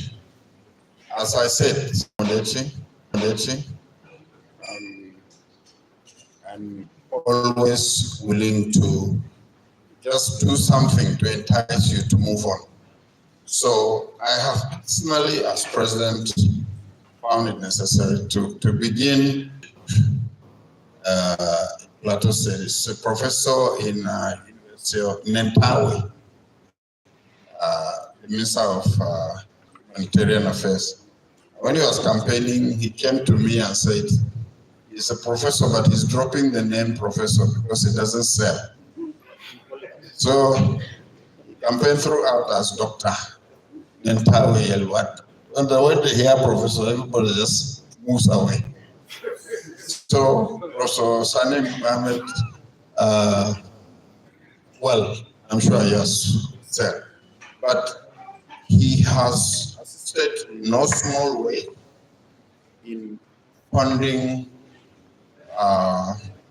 requirements, particularly when he was executive vice chairman. Buhari sits on the right, he sits next to him in meetings because Baba Buhari is the chairman. So we found it necessary to present this to you and to ginger you forward as honorary secretary.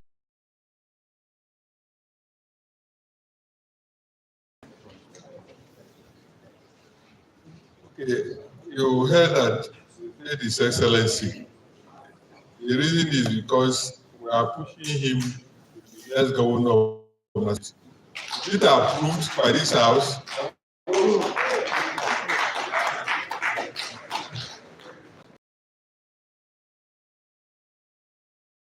ANSEN. Before him, ANSEN was going down. No funding and initiatives were killed. But he started a fight, President Jonathan. He was able to convince Jonathan to law the ANSEN Act and read it and know what it entailed. And he regretted I didn't read it earlier. So with him, I had some meetings. When President Buhari came, the first set of people we had meetings with was ANSEN. He's not the one saying it, I'm the one saying it. The chief of staff to Buhari blocked ANSEN from seeing him.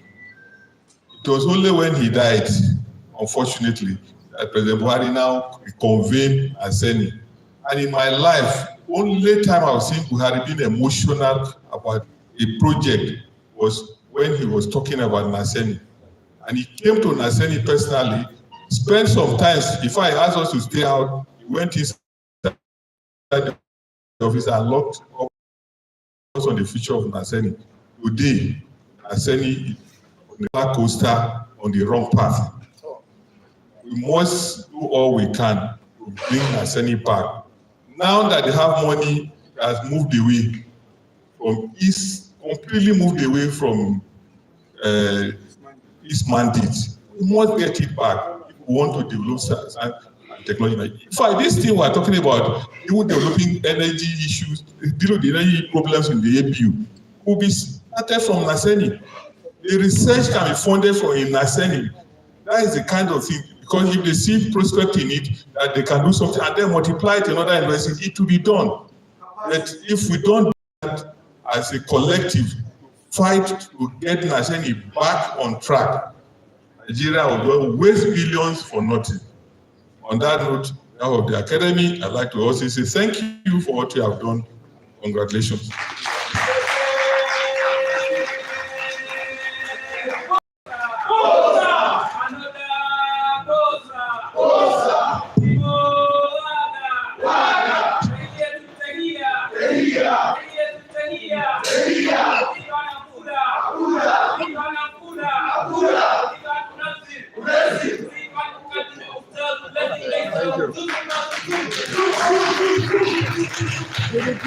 Shukran.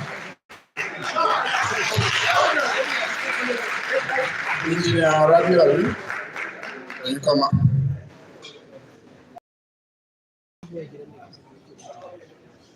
Well, this is a bit of a selfish award, but very well deserving.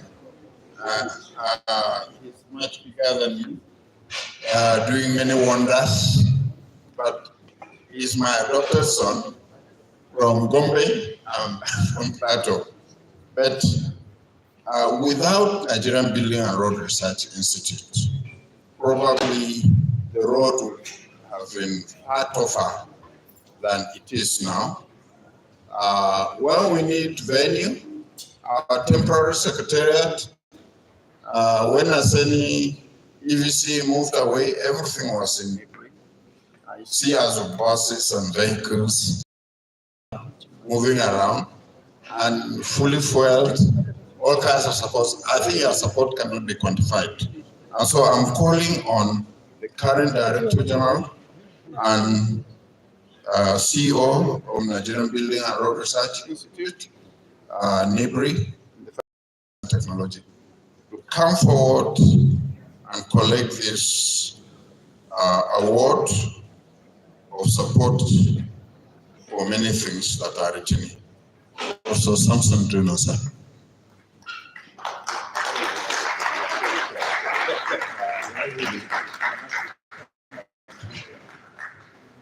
This way.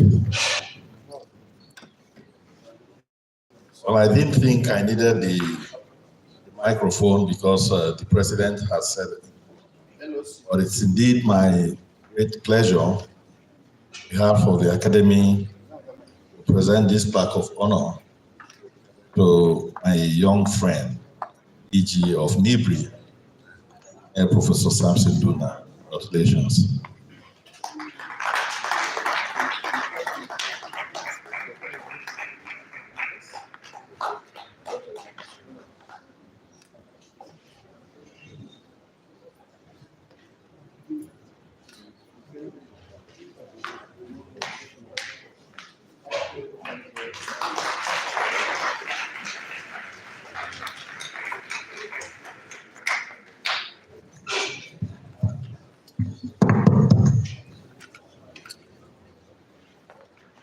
Much has been spent today. There is no need for further protocol, but I cannot fail to recognize my bosses. Starting from Dr. Noru Yakubu from Kaduna Polytechnic when I was a student, when he was rector and even at MBT. And I think he continued to mentor me in other directions. I'm around. Especially for the solutions to salvage the situation. Thank you for continuing encouragement, sir. I also appreciate and thank very well. When we came first to intervene on some issues at ABU, particularly on the issue of equipment, laboratory, energy. Later days, Professor Bala was then DVC Academy. He was our contact water. So Sambo, thank you very much, who continues to be mentor. Professor Sambo cannot spend 1 week without asking me, what are you doing? Come and do this. Although I'm an electrical engineer, a lot of energy sector will share the idea together with him. Let me say that it is Naseni that started lithium battery. in a small scale on laboratory. And unfortunately, because there were no funding then, until at the tail end of my tenure, we were still struggling on how to commercialize it. I got funds to operate in a sense, board chairman. But before then, he's mentor of my mentors, so he served as grandfather. Since the time of my boss, the former chief executive of Naseni, I met them together. He took interest in me, pushing me. In fact, he is the brain behind the academy. From day one, he gave me assignment, which I consider as a marching order to follow all the processes of incorporation, paperwork, registration, and documentation. So I saw it as an order, and today I'm glad I'm part of my young. So we set up a fight. That almost cost my job. But then we thank God what has happened at the end. Without taking much